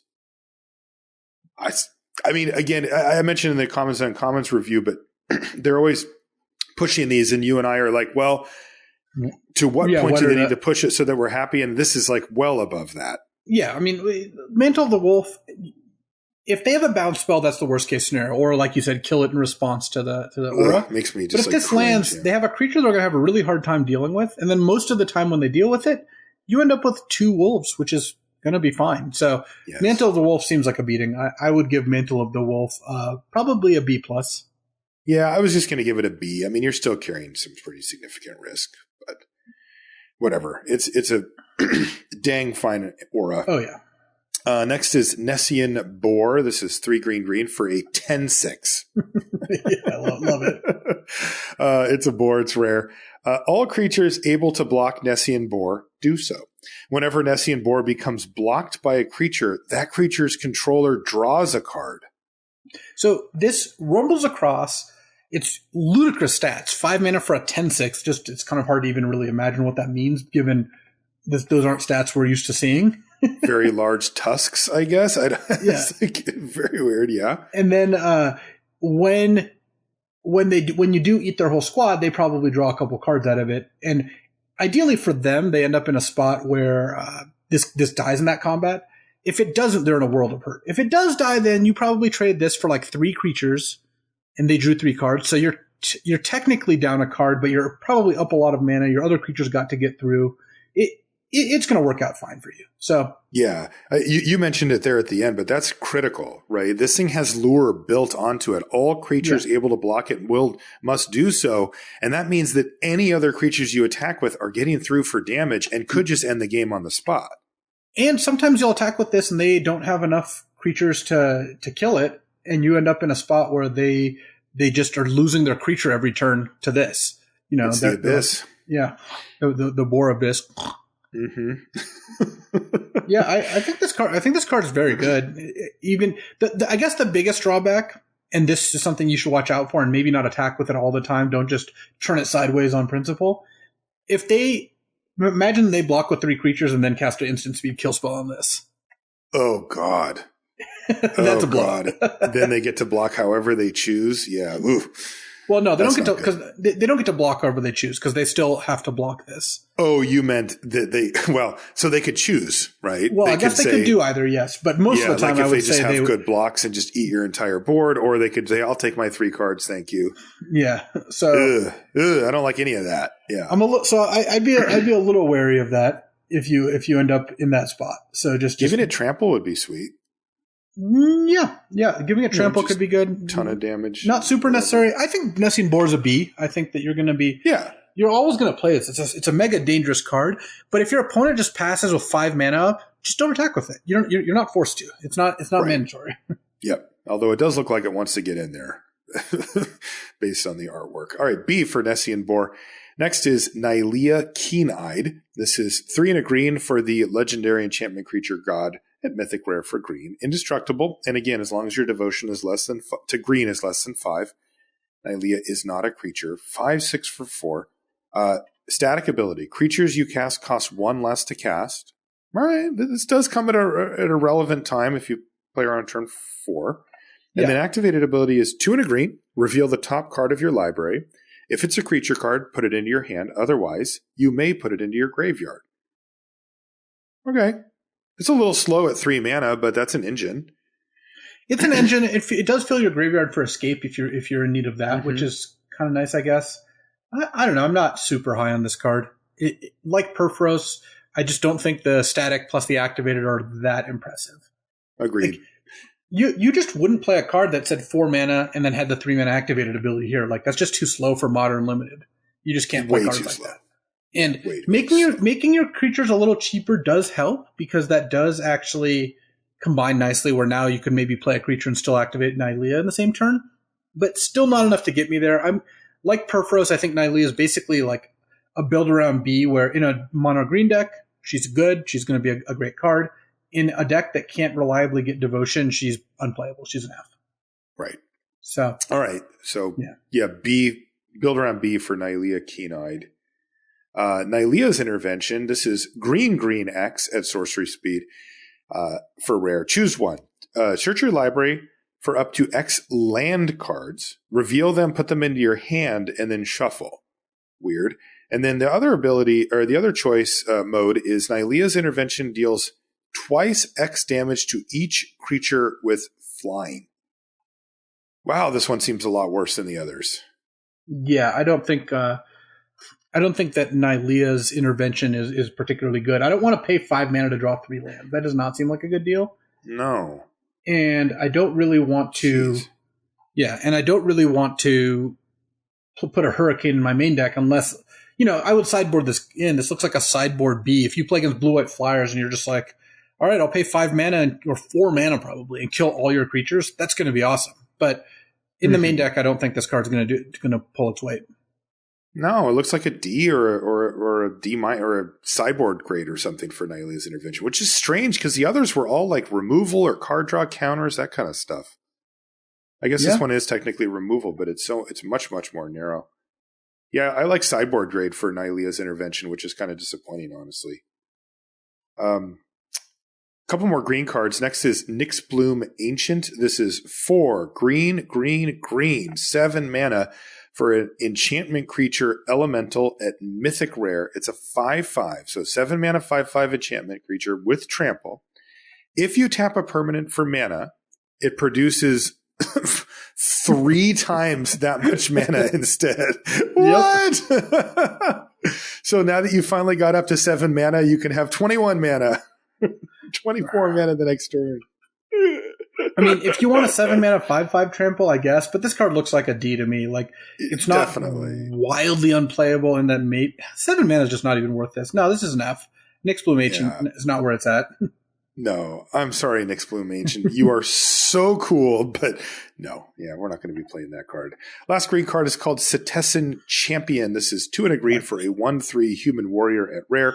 Constellation. So you thought you liked Constellation. Now you're going to love it. This is the real Constellation prize. This is it. Yeah. Nice. Whenever an enchantment enters the battlefield under your control, put a +1/+1 counter on Setessan Champion and draw a card. What the heck?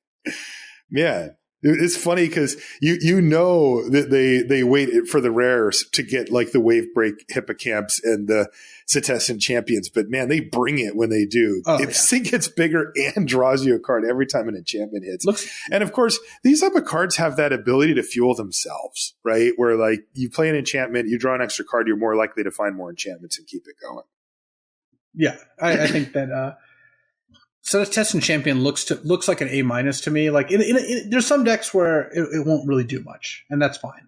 But for the most part, this is just a great card. Yeah, A- for Setessan Champion for sure. Card is fantastic, super good, especially if you build around it. All right, that moves us to our gold cards, and our first one is Allure of the Unknown, which is 3 black-red for a sorcery at rare. Reveal the top 6 cards of your library. An opponent exiles a non-land card from among them. Then you put the rest into your hand. That opponent may cast the exiled card without paying its mana cost. Oh, man. So it's a 6 or 5 mana draw 5 because you reveal 6, they get the best of it, and you draw the other 5.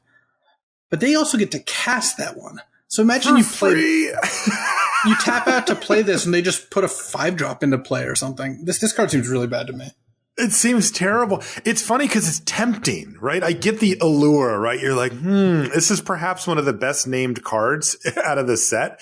Allure of, but what if you know what you could do is when you do a pre-release or you get a draft deck together for the set, just shuffle it up and just start taking 6-card piles off the top. And ask yourself, if I were my opponent, what would I do? And how would this end up looking for me?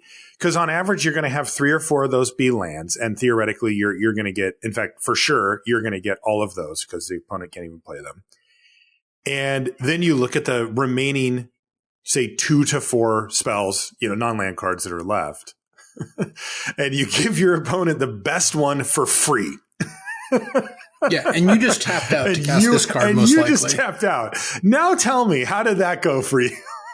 Yeah, I think it's going to be really not. I think you're not going to want to play this. That is insane because we are still talking about getting 5 cards into your hand from one, which normally would have us, panting, but no. It's not as much. So funny.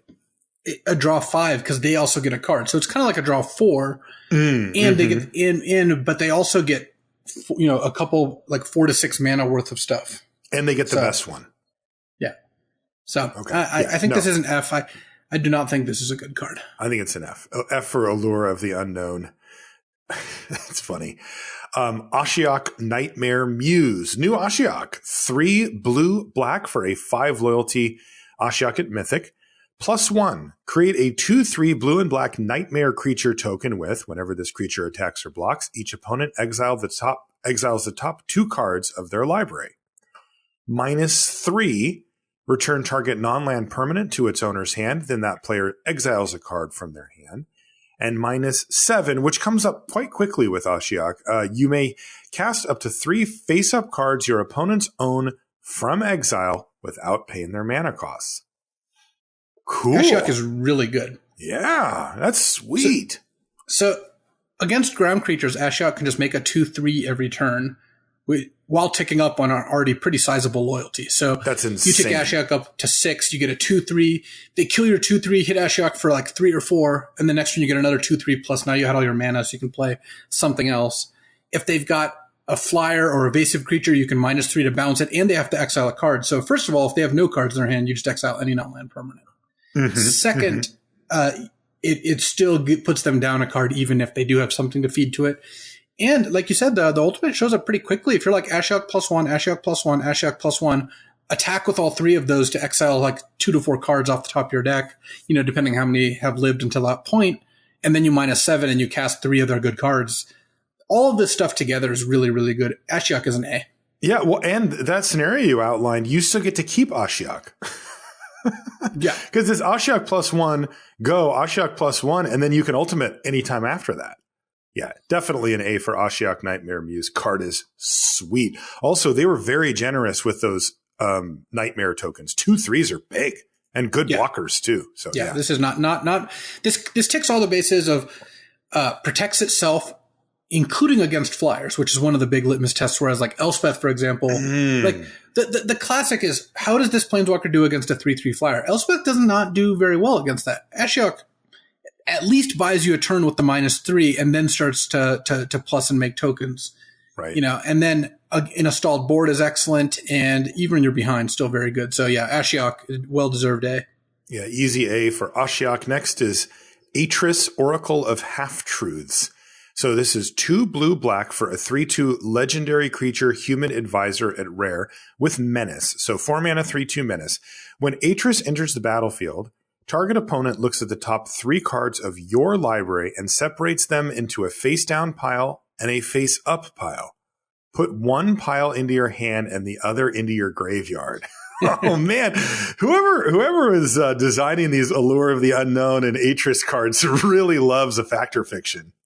Yeah, this is going to be great. Imagine you cast this on turn 4 and your opponent puts like 2 cards face down and a medium card face up, like a random 3-drop, and you're just like, I'll take the face down. That's just 2 lands. Yeah, exactly. That's super cool. And of course, we should note that this has synergy in this set, particularly with Escape and that kind of thing as well. But really, like, the bottom line on Atris is that it's all upside. You're getting a 3/2 menace for 4 that is getting you minimum a card, and maybe 2, and filling up your graveyard by 1 or 2 cards as well. So Atris Oracle of Half-Truths is the truth, the full truth, if you will. Yeah, I mean, I actually want to go like A-. Like, this card does everything. Like, it's a 2-for-1 minimum. So how much better or worse do you think this is than? I mean, it's worse than draw 2 cards, right? Very clearly. The activated ability is, or the triggered ability? Yes. I mean, the triggered ability is. Yeah, sure. Yeah, it is. And it's, I think, a little better than draw a card, because you can always get 2 out of the pile, and if they like, they're in a bind where if they put, because they're usually going to put a lone card face up, because that conceals the most information. If they put a passable spell face up, you can always just take that and be satisfied. You know, and you have a 3/2 with menace that you're kind of being spotted here. 2 cards out of this if you really need to. Like, if you play this and need lands, and they put a pile with a spell face up, you can just take the 2, and you'll probably get a land and another spell, or 2 lands, and you'll be happy with that. Yeah. So. Yeah, I don't think this is A-. I think this is a B+. It is very good, though. Okay. Yeah, to me, it's right on that razor's edge. Sure, yeah. I'll go B+ on Atris Oracle of Half-Truths. Sweet card, too. That's going to be a fun one. Next is Bronze-Hide Lion. This is green-white for a 3/3 cat at rare. So right off the bat, assuming that you can have the mana to cast this on turn 2, you're significantly ahead of whatever your opponent's doing. And then this gets a little weird. So it has an activated ability of green-white. Bronze-Hide Lion gets indestructible until end of turn. Cool. That's easy. This next part is very strange. When it dies, return it to the battlefield. It's an aura enchantment with enchant creature you control, and green-white, enchanted creature gains indestructible until end of turn, and it loses all other abilities. Basically, when their opponent kills it, one of your creatures gets a nice bronze hide to wear. Right. That's what that means, right? Because the wording on "and it loses all other abilities" is referring to the aura, right? Like the thing, not the creature. Not the thing that you put it on, right? So at any rate, it's a little weirdly worded, but there's nothing but upside here for Bronze-Hide Lion. It's just awesome. Yeah, I mean, a 2-mana 3/3 green-white for a 3/3, a Watch Wolf, it would be pretty cool, like a B- or so. Just green-white for a 3/3. If you're in those 2 colors and you cast this on turn 2, you're just going to be so ahead of your opponent. And then the activated ability to give it indestructible for 2 mana is a real threat of activation scenario where you attack with this into their 3/3s with no fear, or have an incredible blocker. And late in the game, 2 mana is not that much. You can always have this on. Yeah, and then when this dies, it gives one of your other creatures that ability. I think that all adds together to what looks like a B+ to me. I think so too. It's just super, super efficient and works particularly well in green-white, which has a lot of combat tricks and auras to pump up your creatures. And that means that Bronze-Hide Lion is even that much more scary, because if they do have a 4/4 and they're like, yeah, sure, I'll block. And you can just be like, give it indestructible, pump it. And now you just lost your creature to a pump spell and you get to keep yours. B+ for Bronze-Hide Lion. Next is Calyx, Destiny's Hand. This is the enchantment planeswalker. 2 green-white for a 4 loyalty planeswalker at Mythic Rare. +1. Look at the top 4 cards of your library. You may reveal an enchantment card from among them and put it into your hand. Put the rest on the bottom in a random order. -3, which leaves Calyx on the battlefield. Exile target creature or enchantment you don't control until target enchantment you control leaves the battlefield. This is a little weird. It turns any enchantment you control plus this into like an Oblivion Ring style effect. Do you have to mark the enchantment or something, or is it just like the one, not the one that you're removing, but the one that you're sort of attaching it to? Yeah, I think that you probably have to indicate it somehow. I mean, obviously you can do it however you want, but you can. regardless of how you want to do it, you do need to show. It's awkward. It's a little awkward, right? Like, what if I choose my creature, my 2/4 creature, and I'm like, okay, well, if this leaves the battlefield, then you get that thing back, because I could do this again. At any rate, that's what it does. -7, return all enchantment cards from your graveyard to the battlefield. Yeah, I mean that part is. I mean, the ultimate usually is not hugely relevant as to what a planeswalker does. Right. So that part not being great, I don't think matters a whole lot. What you're mostly interested in is the first two abilities. Right. And so the question is, how much do you have to build around Calyx to make this work? Because, look, if you don't have enchantments, then Calyx doesn't do anything. So we need enchantments. This is a build around card. This is very clearly built around it. Neither of the first two abilities, in fact, none of the abilities do anything without enchantments. Yeah, that's what I was saying. So how many do we need? I mean, this card is powerful. I would probably want in the vicinity of like 6? 7 minimum. And 7? The -3 ability is also not particularly good with enchantment creatures because those die fairly often. Exactly. They make them an even juicier target.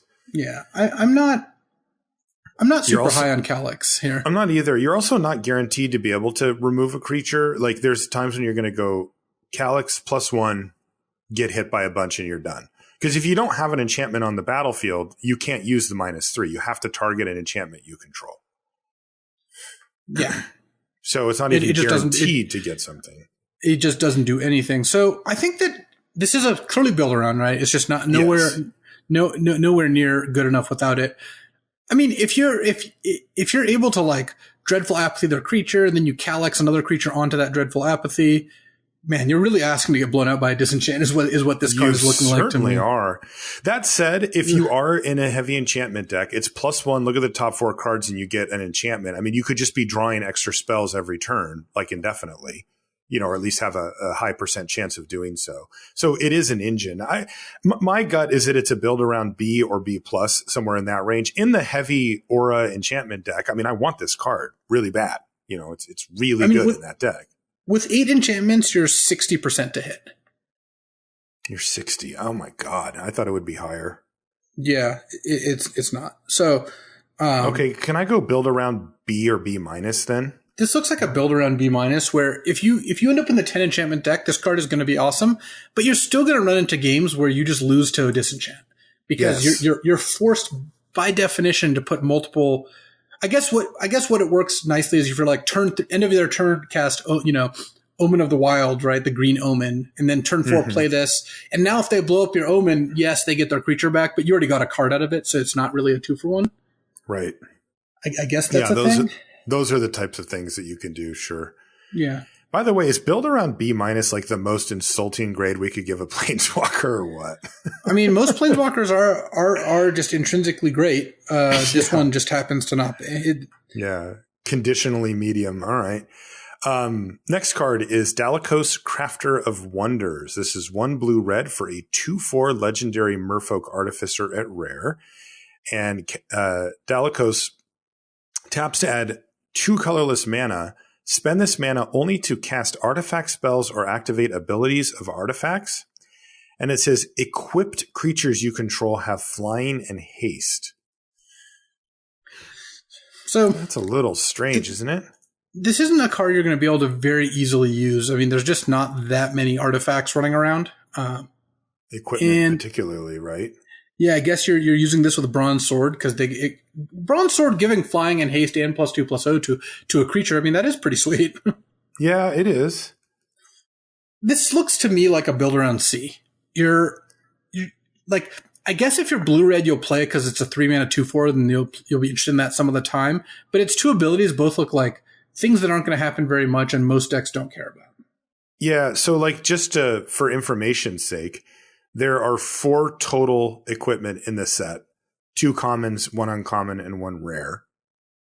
So that's not exactly, And one of them gives flying already. And one of them already gives flying. And then total artifacts in the set is 4, 8, 11, but minus 4 minus the 4 equipment because we don't want to double trouble on those. So that's only 7, that you can use the double thing. Yeah. So to me, it's funny, but like if I'm taking this card, it's because it's a 2/4 for 3. And I'm looking at a gold 2/4 for 3 in a set in a color that's blue-red that wants to be casting stuff on my opponent's turn and all that. I'm not really seeing a lot other than the power and toughness to be, really great. Yeah, Delicos looks like a C or a C plus to me, something like that. Yeah, it's like a builder on C, I think, or at least just a C straight up, maybe. I don't know. Yeah, C for Delicos. Next is Dream Trawler, 2 white, blue, for a 3/5 Sphinx at rare. It's got, flying and lifelink with 5 toughness. That is brutal. Whenever you draw a card, Dream Trawler gets +1/+0 until end of turn. Okay. Whenever Dream Trawler attacks, draw a card. All right. So I lied. It's like a 4/5 or a 5/5, I should say, because you draw your card for the turn and then you attack. And then you can discard a card to have Dream Trawler gain hexproof until end of turn and tap it. What? That is obscene. Oh, Dream Trawler is just one of the best cards in the set. It's a 6-mana a 6-mana creature that attacks on your turn as a 5/5 lifelinker because you've drawn a card for your turn, and then when it attacks, you draw another card. You've already drawn an extra card, and they can't race it because it's got lifelink, so you're hitting them for like 5 lifelink damage. And then if you look at the last line, it also just doesn't die to removal. Like, that's just silly. You play Dream Trawler, and they're like, okay, I got a removal spell, I guess. The best they can do, and this is kind of like was it Prognostic Sphinx or whatever, from the original Theros, is wait until your turn. If they have an instant speed spell, cast it before you attack, and this taps and doesn't attack. But as long as you have cards in hand, this is really difficult to kill. I mean, I don't know how much more you can ask for, but a huge flying, life-linking, hexproof creature that draws me extra cards when it attacks. I'm in the market for this. This is a card I'm interested in playing. Yeah. The only knock on it is the mana cost. It is 2 double white, double blue. So it does, make you pay a bit up front. But this is an A. It's an A plus. Like if you can cast it, it's just. I think this is an A plus because this is the classic, good endgame flying bombs. 6-mana 5/5. Lifelink means you can't race it. Extra cards means that you're going to have a lot of resources to go along with it, and then the hexproof ability is just the nail in the coffin. It protects itself. So I'm more than in for Dream Trawler. It gets an A plus. Yeah, the nail in your opponent's coffin, as it were. Enigmatic Incarnation is next. It's 2 green-blue for an enchantment at rare. At the beginning of your end step, you may sacrifice another enchantment. If you do, search your library for a creature card with converted mana cost equal to 1 plus the sacrifice enchantment's converted mana cost. Ooh, put that card onto the battlefield and then shuffle your library. I mean, this actually does look pretty good to me with the omens in particular. Because the omens all pay you off immediately and then cash them in for another card. And even with just the random enchantment creatures, like sacking a 4-mana enchantment creature to go get a 5 cost creature seems pretty good. Mm-hmm. And this happens right away. It's you play this, then it goes off in your end step, and it happens every turn, and it doesn't cost any mana. You got to do your homework to make this card good. But when you do, I think this card is quite good. Yeah, so basically it asks you to include a lot of enchantments because obviously the turn that you play Enigmatic Incarnation and you don't get to sacrifice anything to it, it's a disaster. So you do need to add a lot of enchantments. Like you said, your worst case, though, is sacrificing one of your creatures, and even that's not so bad. But if you can get fodder, if you can get stuff on the battlefield that you can throw to it and not miss or that you already got your value from, and turning that into like onboard creatures is really strong. Tricky build around, though, because you do need to make sure that you have a smooth curve of creatures so that you can always find something, and you need to make sure you have enough enchantments that you're willing to sacrifice to it. So this is not an easy card to make work, but there's some power here for sure. If you can draft the right curve of creatures, and here you're gonna have to have some good memorization skills because you don't get to search until you sack. So when you sack your 4-mana enchantment and they're like, oops, I drew my only 5-drop. Like that's pretty awkward because it exactly has to be 1+. Oh, that's tough. So I mean, Wow, the setup cost for this is really high. Like, that's hard. this is a build around, and I think it's closer to a build around. I think a build around B is actually fine because it's really powerful once you get it going. But what you want is a curve of like 4 to 6 cost creatures and enchantments that cost like 3 to 5. Yeah. That's what you want. That meaty part, the middle part of and your you're down a with card because you enchantments. cast this. But if you sack the Green Omen and immediately get a 4-drop, like turn 3 Green Omen, turn 4 this, get a 4-drop. Next turn, play another enchantment, get a 5-drop. Like that could be pretty good. It could be. Yeah, my guess is that the setup cost for Enigmatic Incarnation is going to be too high to make it a consistently good performer. But somebody's going to put together a deck with it if they actually can get everything together. That's kind of where I find it. Look, it's not a card I would recommend first picking, but it's a card that if you're in blue and green and you see this like late in pack 1 because no one else is probably taking it, you could draft around it and maybe get there. Yeah. Okay, so build around, it's probably like a B or something like that. I think build around B is right for this. Yeah, but you really need to build around it. No room for error with Enigmatic Incarnation. Next is Gallia of the Endless Dance. Green, red for a 2/2 legendary creature satyr at rare. It's got haste, and other satyrs you control get +1/+1 and also have haste, party time. Whenever you attack with 3 or more creatures, you may discard a card at random. If you do, draw 2 cards. Sure. Yeah. I mean, red-green for a 2/2 haste is a card I've played in aggro decks plenty of times. Yeah, and definitely. Even though there aren't very many other satyrs in the set, it still does give you some pretty good value if you ever get the trigger going off. You get to turn, well, a random card, but probably not one of your best cards if you've gotten to that point in the game where you have 3 creatures, at which point you get to like discard a land to draw 2 cards is pretty strong. Yeah. Does it get into the B range for you? No, I think it's a C+. I think if you have a lot of really low curve creatures and you're actually like, if you can actually get there, then and have this be something you're reliably getting to, then I think that it's fine. Like it can get to a B range in the right red green aggro deck, but I would start it at C. Okay. Yeah, and we're discounting the satyr part of the thing pretty heavily here as well. Yeah, there's not a whole lot going on there. There's not a lot of those. So C+ for Gallia of the Endless Dance. Next is Haktos the Unscarred. This is red, white, white. So that is a very difficult mana cost. For a legendary creature, human warrior at rare, Haktos is a 6/1. Haktos the Unscarred attacks each combat if able. If as Haktos enters the battlefield, choose 2, 3, or 4 at random. Haktos has protection from each converted mana cost other than the chosen number. Well, this card is just bizarre. What is going on here? Well, it's the story of Achilles' heel. Okay. He's invulnerable to everything but one number.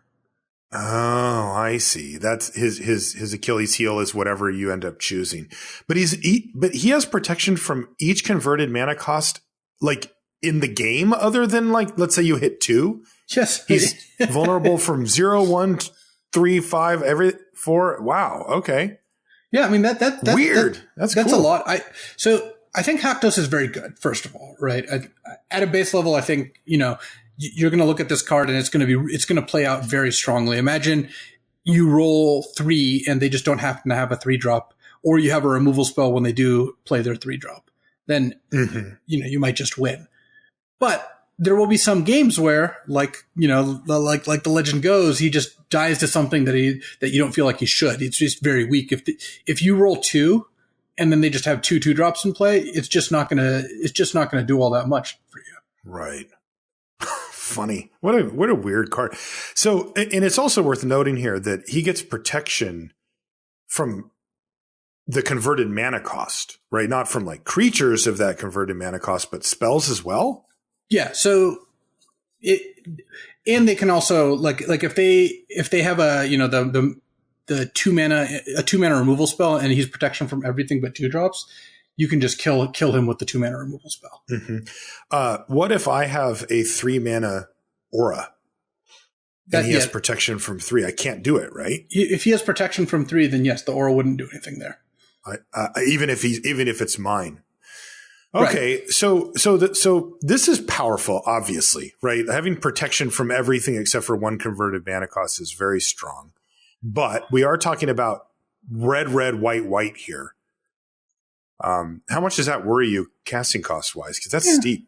It's steep, but in your red white deck, you'll be able to play it turn 4 or 5. If you have even split most of the time, and sometimes you won't play it right on that turn, but I think that's okay too.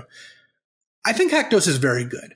There will be games where he will die to something puny, or you'll play this, roll the wrong number, and immediately they'll just kill him. But I still think that Haktos is a card that will run away with some games by himself. I mean, there will be games when you play it and your opponent literally has nothing that can interact with it. Yes, they just cannot block. They can't attack for a turn because he's sitting there blocking. Next turn, you're like, hit you for 6.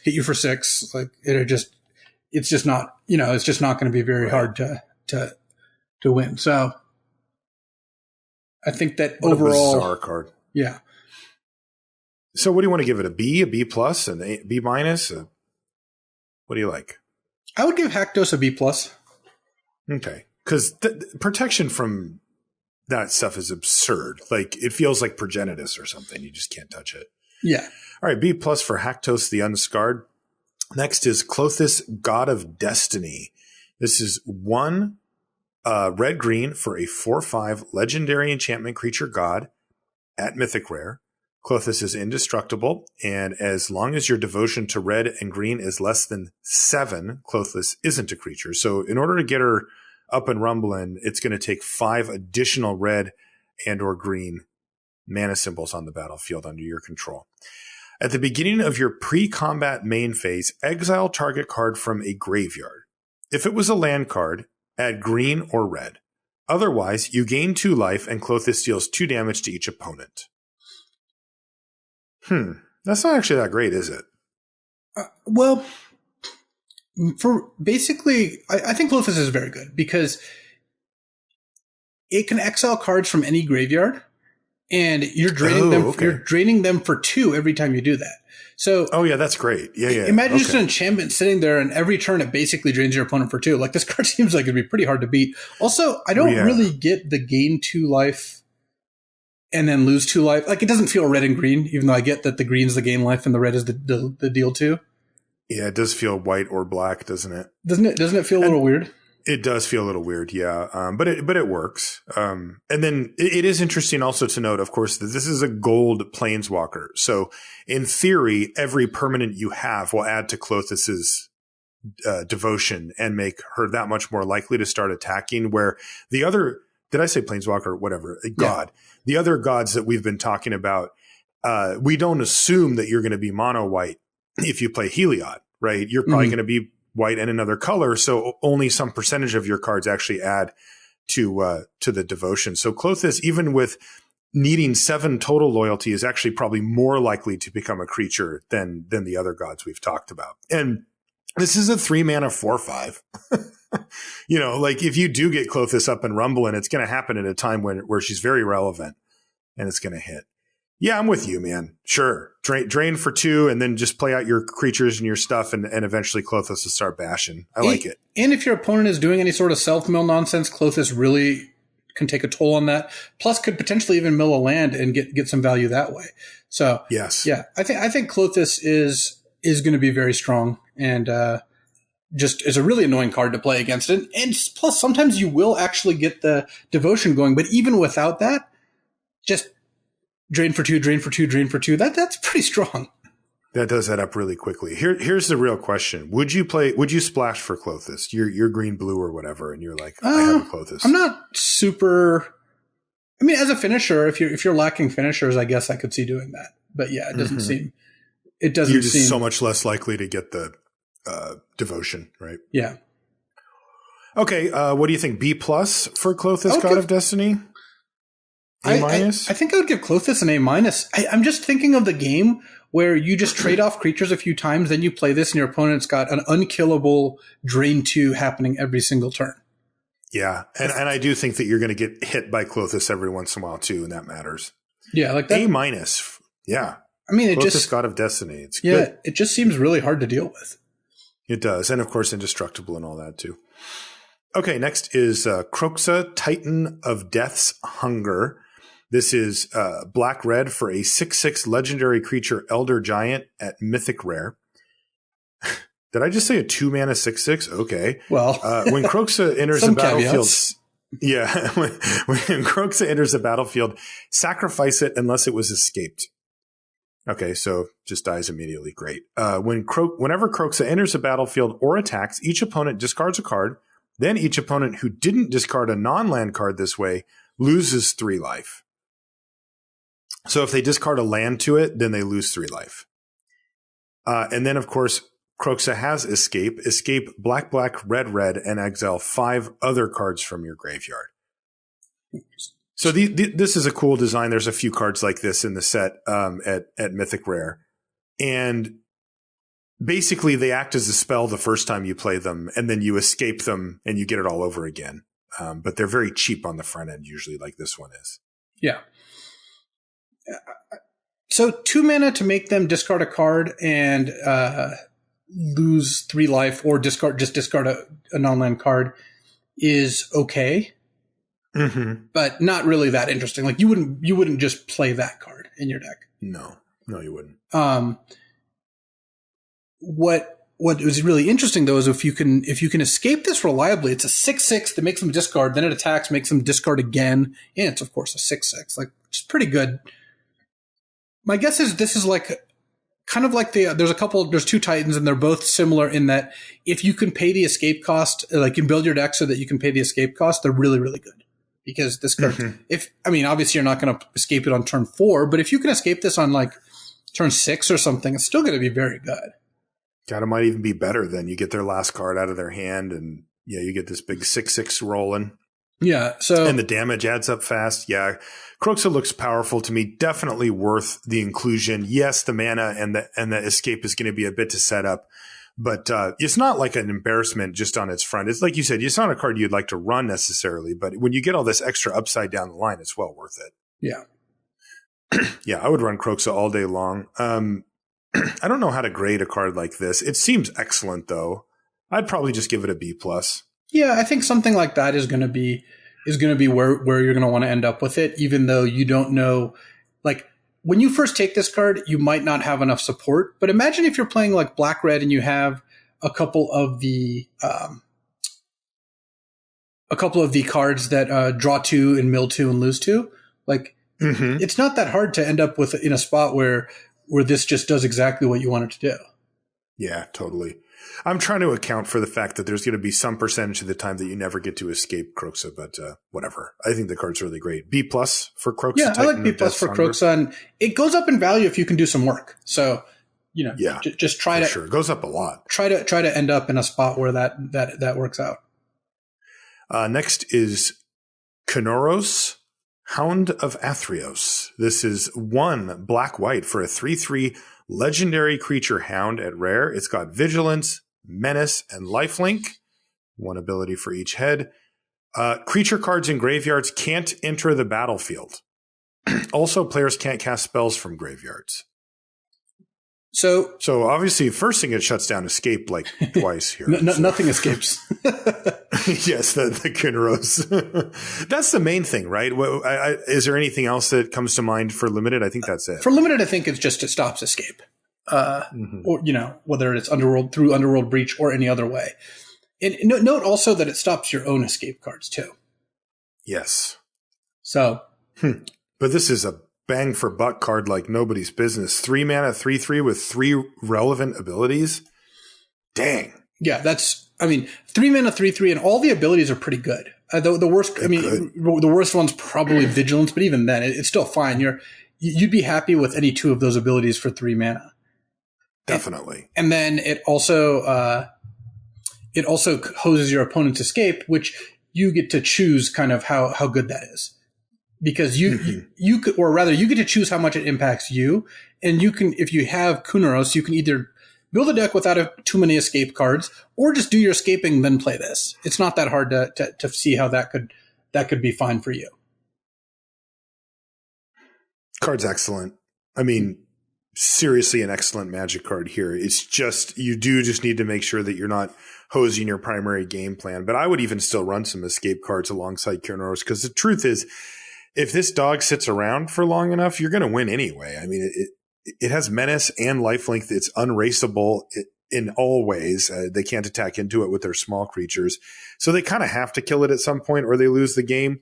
So I wouldn't want to have a dedicated escape deck, but it's not like if you put Kiernos in your deck that you just can't play any escape cards. And sometimes you're going to randomly just completely destroy your opponent's game plan.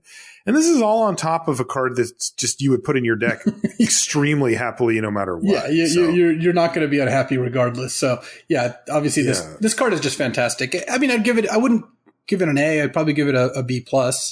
But same. It's a B+, but it is really solid. Yeah, it's a card I'm going to be very happy about having. And, even though sometimes you might find yourself on the wrong end of the escape, that's okay too. Like, it's worth it. Yeah, I think it is definitely worth it.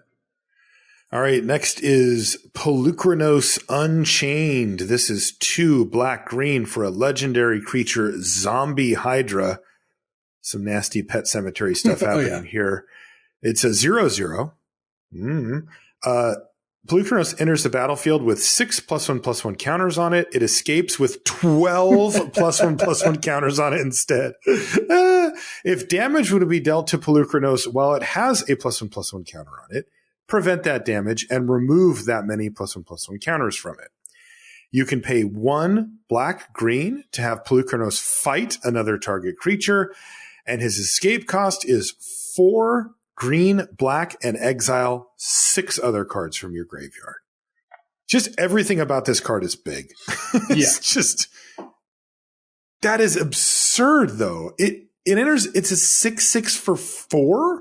So the only drawback is that it's got like the Ugin's Conjurant counter clause going on, where when they block with a 3/3, it fights a 3/3, it loses 3 counters. So it's not right. It's not quite as much of a free roll as, it doesn't just sit there and never lose fights. But yeah, I mean, this card is a brawler. It's a 4-mana 6/6. It's going to trade for probably 2 creatures because, once it trades for a 3/3, it's now a 3/3. But once it gets to that point, you're able to trade it off for 2 things and then later escape it back and get a lot of value. Man, card seems fantastic. Mainly, it's funny. It seems like the type of card you can be fairly reckless with too. You can have it start fighting annoying creatures. You can just send it into the red zone and be like, you figure it out. You want to lose a creature, or do you want to, take 6? And then by the time it comes back, it's a 12/12 that you can just start fighting. I mean, the play pattern is just like escape it, go. And then it's like, do you have an answer for it right now? And if you don't, I get to untap and I have 2 activations on my 12/12 to fight 2 of your creatures. Like, feeling fine about this not situation. More. Right, if not more. And then, and of course, the thing with escape is that you can just do it again and again. I mean, it's 6 other cards, so you got to feed the beast here, but you can do it twice. It can happen. I don't think you're good. I don't think you can. You think you won already? I don't think you're going to escape twice with this card very often. Like that. I don't know. Green and black have a lot of ways to get stuff in the yard. I agree with you. Very often, absolutely. That will be a rarity. But I think it's on the table. Like, it'll happen. At any rate, you probably won't need to because your opponent will be long dead after the first one. Polukranos Unchained, I think, would be pretty close to an A, even if it didn't have the escape ability, because a 4-mana 6/6, even if it has a little vulnerable to damage, is still just a 4-mana 6/6, and it can targeted fight, so it can eat their 2/2 flyer, then trade for their 4/4 or something like that. So, and then the escape is just ludicrous. It just comes back as a 12/12. So yeah, I would say that Polukranos Unchained is an A. Yep, it's an A. It's funny too. Next is Euro, Titan of Nature's Wrath. This is 1 green blue for a 6/6 legendary creature, Elder Giant at Mythic. But when Euro enters the battlefield, sacrifice it unless it was escaped. So same thing as Croxa here. But Whenever he enters the battlefield or attacks, you gain 3 life and draw a card. Then you may play a land card from your hand or put a land card from your hand onto the battlefield. So just as a snapshot, that's what you're getting on the first shot at this thing is 1 green, blue, gain 3, draw a card, put a land into play. So that's pretty sweet. And then the escape is blue, blue, green, green, and exile 5 other cards from your graveyard. And then you get the 6/6 and then the thing and all of that again. Amazing. I like this one more than the other Titan because what this one does is it lets you get 3 life plus an explore, which is a lot better than dealing 3 and them discarding a card. Much, much better. Because it's 3 life, draw a card, play a land. And, it's also in blue-green, which I think will do a good job filling its graveyard between the green, like, pseudo-divination card and then, like, the various blue self-mill cards. So, yeah, I mean, I like where this is at. I think that this is going to be a really good early pick. You can build your deck around it, but it'll also just perform in any blue-green deck just fine. So... yeah, I assume that Euro's an A. Yeah, I think that's true. Yeah. Do you think this will make it into, like, the Legacy Cube? Ooh. Yeah, I think there's a pretty good chance of that. I bet both Titans make it in and this one's good. Good. All right. A for Euro. That moves us to our last little stretch here, which is actually going to be very quick because there's 2 artifacts, a land, and then a whole cycle of lands, which are all the same. So first artifact is Nyx Lotus. Whenever I see the word Lotus, I'm like, huh? But this one costs 4, so I don't know. Legendary artifact at Rare. Nyx Lotus enters a battlefield tapped. Okay? Tap. Choose a color. Add an amount of mana of that color equal to your devotion to that color. Ooh. But this thing already costs 4 and you can't use it right away? No, I don't. I'm not a fan. I don't think I want it. Yeah, because... It's just a tough sell going from 4 to like 7 or 8 or something. Like that just doesn't usually end up being a 4-mana accelerant. Like to put it into to quantify it better, a 4-mana accelerant that taps for like 2 mana of any color was just not a card I would want to play most of the time. Mm-hmm. And you want to get your mana accelerating on 2 or 3, right? Yeah, and this doesn't necessarily tap for 2. Like most of the time it'll tap for 2 or 3. But sometimes it won't, sometimes it won't even tap for that much, and yeah, I think, I don't think that Nyx Lotus is where you want to be.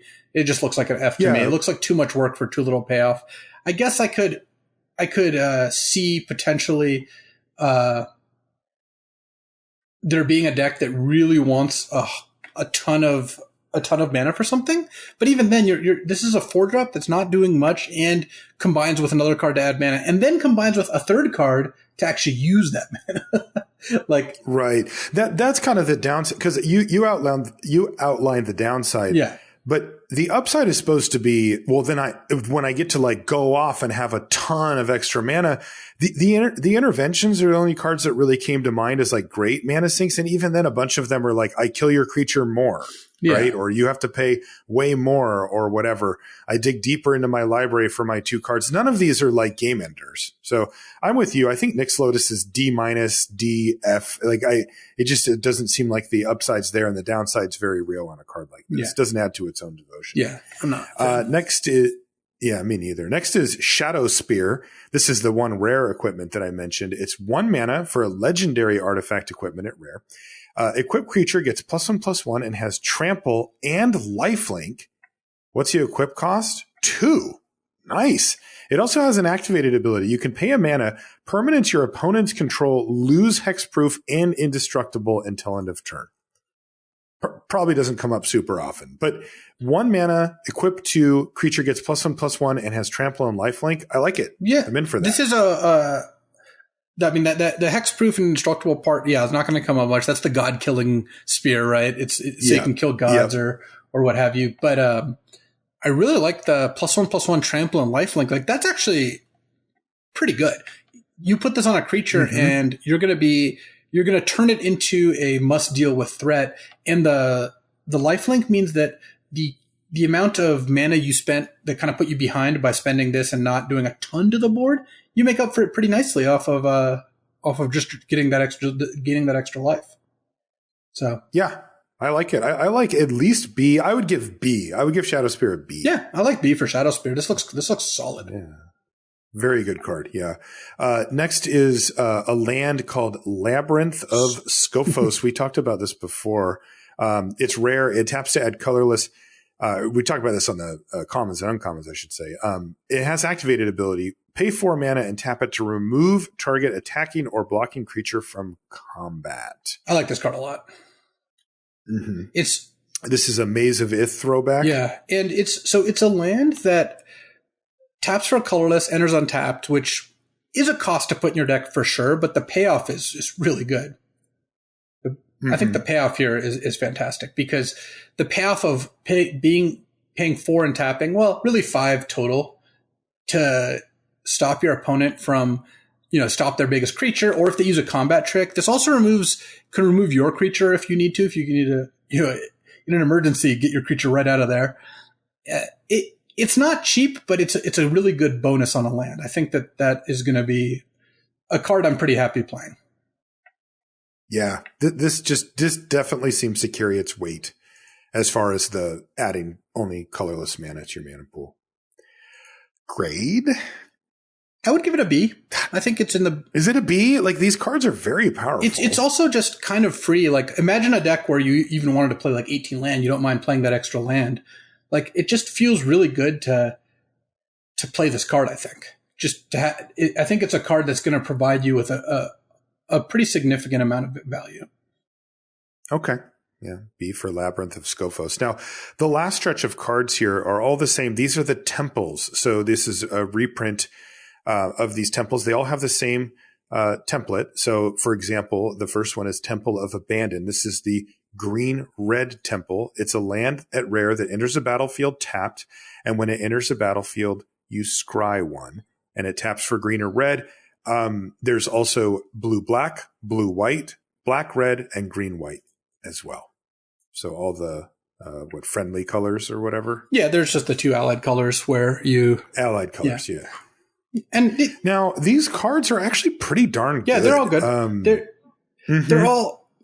Grading lands is kind of tricky. Like, if you're red-green, you'd always play your Temple of Abandon. And if you're playing one of the 2 colors, you should still probably play it. But it's also not a card you want to take over most playables. So it's kind of tricky to figure out where you actually rate them. Yeah, it really is, because the fact they get ping-ponged around on your ratings because they also don't take a traditional card slot. So if you draft one of these in addition to your 23 playables, you're playing 24 cards, which is an advantage that you can have over your opponent, even if it's a slight one. Yeah. I usually play these at the C plus level. I find C to C plus. Like, if it's a totally replaceable common creature, and I'm in the 2 colors, or I need the splash, I'll take a temple.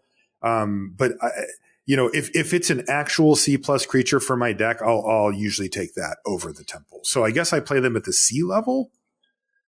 C level? I think C plus is probably about where I would rate these, where like I would take them over mid-range playables, but I'm not going to take them over anything like very good. Yeah, it's certainly not into the B range, but most of the C pluses that we gave in the Commons and Uncommons review, I would take over a temple. So that's kind of the place where you want to be. Of course, you can gauge that based on how desperately you need the fixing or the whatever. But the scry one's really powerful. You can keep hands that you wouldn't normally be able to keep, and you can draw it late in the game, and it's not as bad as a top deck land would normally be because it can help you dig. Yeah. So keep them in that range. All right. That is it for the Theros Beyond Death Rare and Mythic Rare set review show. Thank you so much for coming along. Some good, powerful stuff. Luis, do you have a sense for – there were some bombs, but I don't know. I guess I didn't feel like we were handing out A after A after A. Well, there's definitely some pretty high-level bombs, but there's also a decent amount of removal, and some of the bombs are enchantments, which makes them more vulnerable than they would be normally as well. Okay. Yeah. Well, I guess we'll have to play it and find out. I can't quite get a feel for if this is going to be one of those bomb sets or if it's not. A couple of them are obscene. You know, the one that stands out the most was Dream Trawler. I'm like, come on. Yeah, I think that most likely, most likely it's the second best card in the set, or maybe third. I don't think you can beat Kiora Best the Sea God, though. That's just the best card in the set. So, also funny, both of those two cards feature hexproof as a possibility. We like to have our bombs not die to their removal spell, it turns out. All right. Well, that is going to do it for this one. Have fun at your pre-release, your release, your draft online, your draft with your friends, your arena stuff, whatever it is that you're doing. We hope you enjoy it. Let us know how it went for you. I want to remind you that this show is brought to you by channelfireball.com, and you can go there for the Channel Bacchanal party that's happening through this Sunday, the 19th. 10% off all singles. The party never stops over at CFB, and we certainly hope you'll check that out and take advantage of a great sale. 10% off all the singles. That is nice. Now is the good time to buy, and you can, of course, pre-order your Theros Beyond Death as well, whether it's a box or singles or whatever it is that you need. You're going to find it at channelfireball.com. You can find us on social media. I'm Marshall_LR, and Luis is LSV. And you can find everything related to the show over at lrcast.com. That's going to do it for this one. We'll see you next time. So last week I said I'd have some tasks for you from Taskmaster. Oh, yeah, from your show. Mm-hmm. I don't have those for you yet. It's been challenging thinking of one that'll fit this format, but I will eventually have some longer duration tasks for you. where we'll check back in a week. So, but it's okay. I'm enlisting the brain power of some of the folks here to figure it out. What I do want to talk about today, though, is the Limited Hall of Fame. Ooh, what is this? So when I look at rating cards, which we're both, obviously we did that just right now in this set review, but we also tend to do that in I do that in my written set review and whatnot. There's some cards which defy the rating scale. These are the cards that are above an A+. Like the old Limited Hall of Fame had, Packrat, Umezawa's Jite, Gideon Jura, Wingmate Rock, and I don't remember the fifth card anymore because it might be Grave Titan or something. But you know what? I think it might be time to make some updates. Ooh, updates. Okay, let's do it. I'm not taking any of those cards out of it, but I'm adding a couple new cards to it. And you know what? I'm gonna take the bold move of doing it with a card I haven't played with or seen in play. Oh, I think I like this. I think that Kiora beats the Sea or bests the Sea God is a card that will end up in the Limited Hall of Fame. Okay. I think that it is just going. It is I think big enough or rather powerful enough and hard enough to stop that I do think it actually deserves to be there. Wow. At 7 mana even, huh? Yep, at 7 mana. I think that there's a couple cards from Throne of Eldraine which deserve consideration as well. One is Oko, Thief of Crowns, which is not surprising given that Oko is banned in every single format ever. It just got banned in Modern too to complete the I wouldn't say triumvirate of it's banned in Modern, it's banned in Pioneer, it's banned in Standard, it's banned in Brawl. So it's banned in. It's also banned in my home. Yeah, it's also, of course, don't bring your Okos banned in Pauper by definition. Yeah. So, Oko, Thief of Crowns, I think, is an easy addition, and then I actually would submit that Embercleave is as well. Okay. The reason being, Cleave is the worst of all these cards at getting you back into a game, but when you cast Embercleave, usually you're killing a creature, your opponent's taking like 8 damage.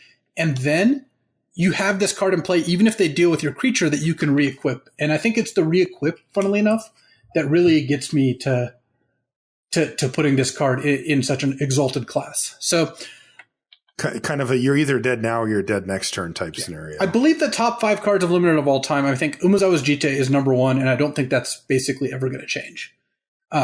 If you haven't had the pleasure of playing against Jite in a limited game, it's just stone unbeatable. There's no way. It's just impossible to beat. It just does everything that you need it to do over and over and over again. And it's 2 mana and it's colorless. Yeah. I think Packrat is number 2. Packrat is if they play it and you don't have an answer, you basically lose on the spot. And even later in the game, it's very threatening. But really, it's just the turn 2ness contributes because like Kiora beats Best the Sea God is going to be better later in the game right. Pack Rat will be. But you can play Pack Rat on turn 2. Turn 2. Obscene. There was only 2 cards in the format that could realistically kill it in that time frame as well. Yeah. So, yeah. And then of course, Gideon Jura, I think, would be number 3. So that the top of the class hasn't changed. This is the, white 3 for Gideon that has +2. They have to attack Gideon. 0 turns into a 6/6 and -2 kill a tap creature. Yeah. Gideon. Yeah. And he comes in with 6 loyalty. So you +2, he's at 8. Yes. Yeah. So Gideon is basically unbeatable. If you've ever had the misfortune of playing against him. It's funny. I actually think he gets a slightly bad rap now because of the Vintage Cube, where Gideon does show up in the Vintage Cube and isn't very good. Is okay, but not He's great. Not really where you want to be. So people who haven't had a chance to play Rise Limited, where Gideon was in the format, they don't know what they're missing. Yeah, that's right. The one card that does come to mind from recent memory that could make a run at this was Tetsamok. Yeah, Tetsamok is very good.